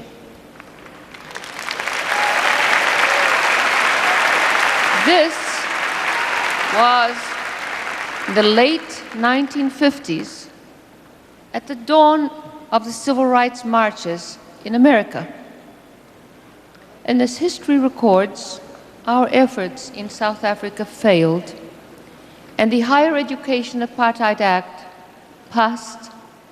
Apartheid tightened its ugly grip. The Sharpeville riots followed, and Nelson Mandela was arrested and sent to Robben Island. I learned something then, and I believe it still. There is a value in taking a stand, whether or not anybody may be noticing it, and whether or not it is a risky thing to do.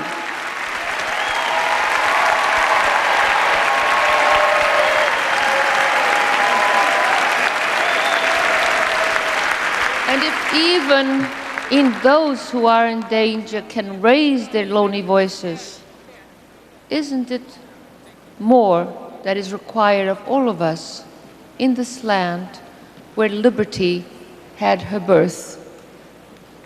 I have a very personal feeling about how special America is. And I know how precious freedom is. It is a sacred gift sanctified by those who have lived it and those who have died defending it.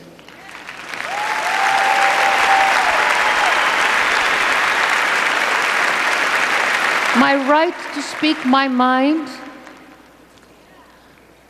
to have a voice, to be what some have called opinionated.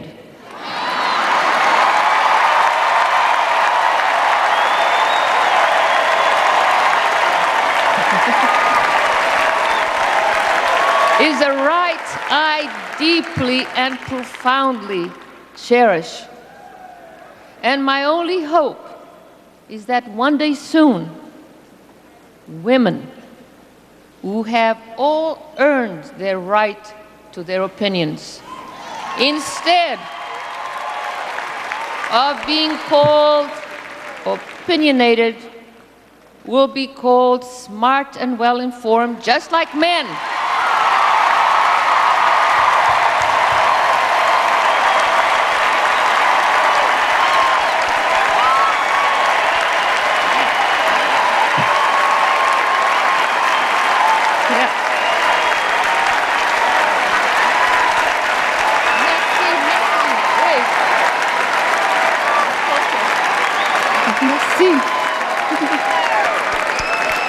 Tonight, I want to remember my mother's warmth, generosity, wisdom, and hopefulness, and thank her for all the sacrifices she made on our behalf, like so many other mothers.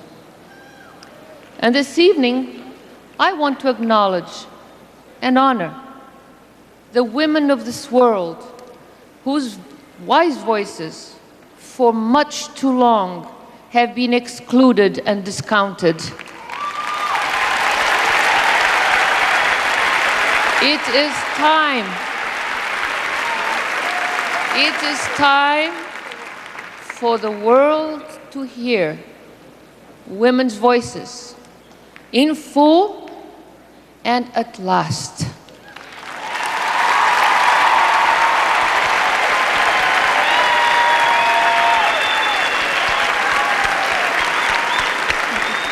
In the past year, I have been privileged to meet with Americans all across this land. They voiced many different concerns, but one they all share was about America's role in the world, what we want this great country of ours to stand for. To me, one of the best faces America has ever projected is the face of a Peace Corps volunteer. That face symbolizes this country, young, curious, brimming with idealism and hope, and a real, honest compassion. Those young people convey an idea of America that is all about heart, creativity, generosity, and confidence, a practical can-do sense, and a big, big smile. For many generations of people around this globe, that is what America has represented. A symbol of hope, a beacon brightly lit by the optimism of its people, people coming from all over the world. Americans believed that they could know all there is to know, build all there is to build, break down any barrier, tear down any wall. We sent men to the moon. And when that was not far enough, we sent Galileo to Jupiter. We sent Cassini to Saturn, and Hubble to touch the very edges of the universe in the very dawn of time. Americans showed the world what can happen when people believe in amazing possibilities. And that, for me, is the spirit of America, the America you and I are working for in this election. It is the America that people all across this nation and want to restore, from Iowa to California, from Florida to Michigan, and from Washington State to my home of Pennsylvania.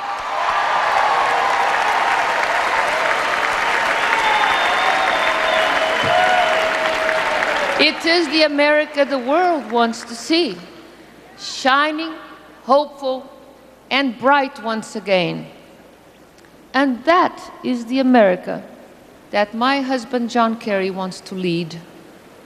John believes in a bright future. He believes that we can and will invent the technologies, the new materials, and the conservation methods of the future. He believes that alternative fuels will guarantee that not only will no American boy or girl go to war because of our dependence on foreign oil,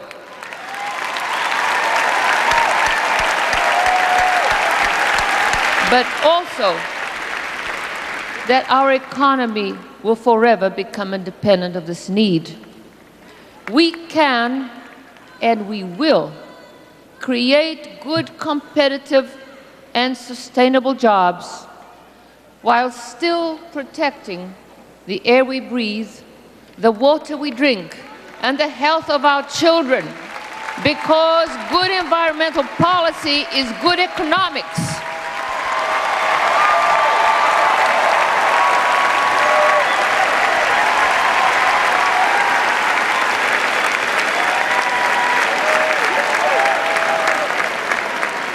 John believes that we can and we will give every family and every child access to affordable health care, a good education, and the tools to become self-reliant. And John believes that we must and we should recognize the immense value of the caregivers in our country, those women and men who nurture and care for children, for elderly parents, for family members in need. These are the people who build and support our most valuable assets, our families.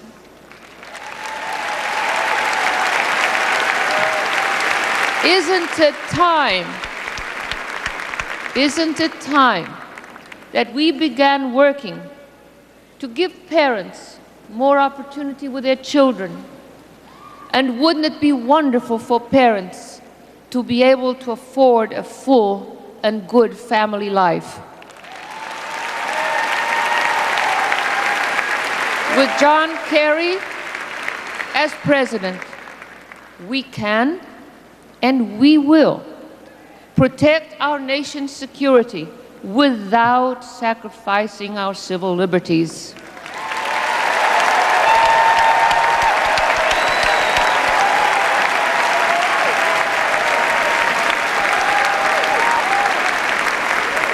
In short, John believes that we can and we must lead the world as America, unique among nations, always should, by showing the face not of its fears, but of our hopes.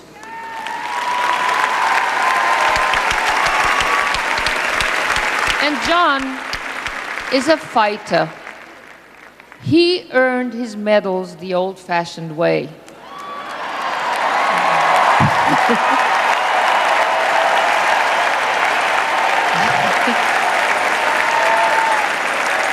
By putting his life on the line for his country.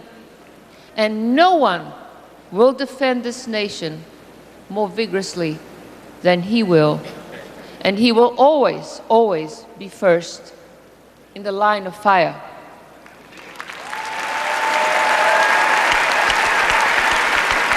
But he also knows the importance of getting it right.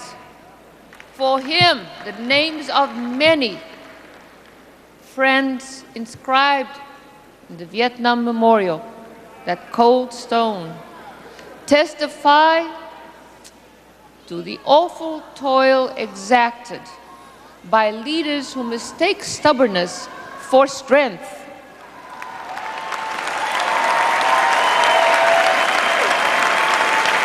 And that is why, as president, my husband will not fear disagreement or dissent.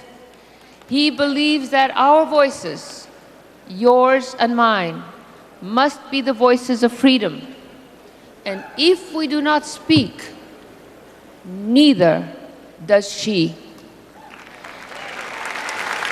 In America, the true patriots are those who dare speak truth to power. And the truth that we must speak now is that America has responsibilities that it is time for us to accept again.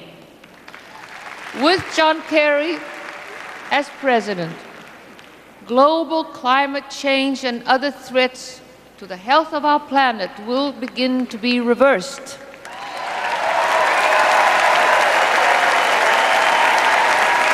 With John Kerry as president, the alliances that bind the community of nations and that truly make our country and the world a safer place will be strengthened once more. And the Americans John and I have met in the course of this campaign all want America to provide hopeful leadership again. They want America to return to its moral bearings. And it is not a moralistic America they seek. It is a moral nation that understands and willingly shoulders its obligations. A moral nation that rejects thoughtless and greedy choices in favor of thoughtful and generous actions.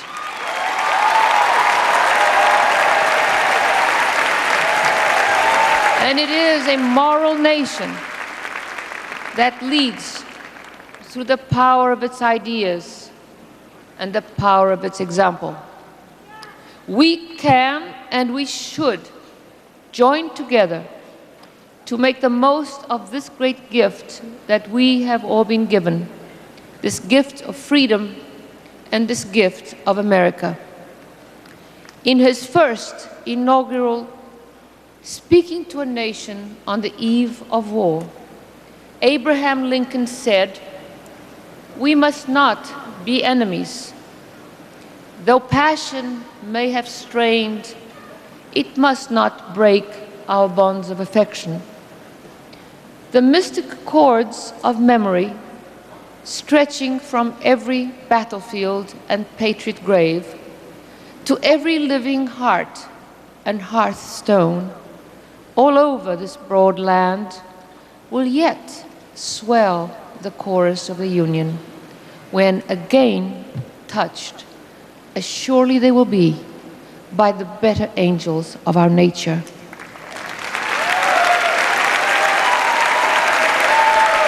Today, the better angels of our nature are just waiting to be summoned. We only require a leader who is willing to call on them, a leader willing to draw again the mystic chords of our national memory and remind us of all that we as a people, everyday leaders, can do, of all that we as a nation stand for, and of all the immense possibility that still lies ahead. I think I found that guy.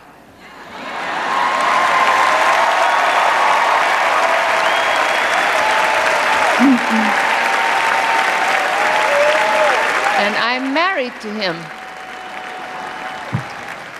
John Kerry will give us back our faith in America. He will restore our faith in ourselves and in the sense of limitless opportunity that has always been America's gift to the world. Together, we will lift everyone up. We have to. It's possible. And you know what? It's the American thing to do. Good night, and God bless you.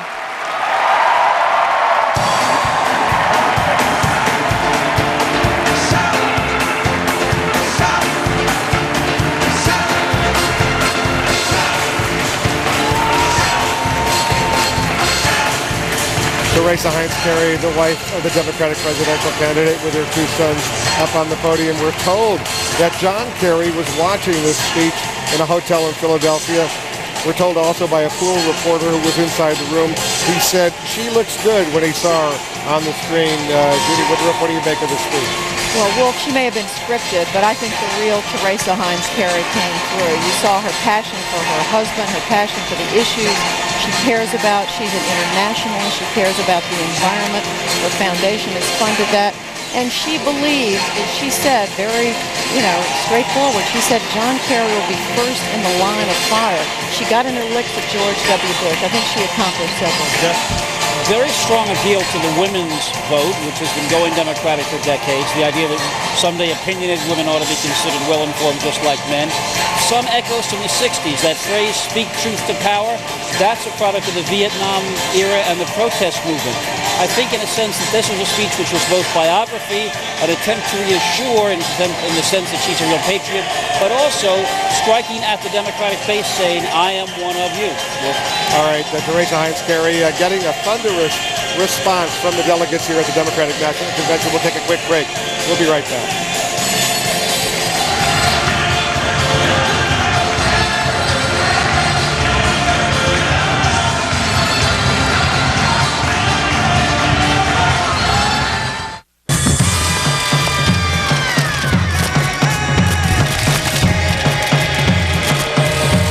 One look is all it takes. The Samsung LCD television with picture-enhancing DNI-E technology. It's hard to take your eyes off it.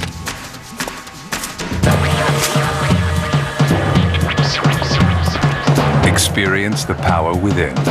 Samsung. My credit card company called me. They wanted to know if I charged 2 surfboards in Laguna Beach. Credit card companies are on the alert for fraud. They gave me a new card the next day. Most credit card fraud is detected before the victim even knows about it. I wasn't held responsible. If we think it's not you, we'll contact you to check a purchase. I guess it wasn't a wipeout. Your credit card companies. How inspiring can a minivan be? Can it give you seats when you need them? And space when you don't? Yes. Introducing the all-new Chrysler Town & Country.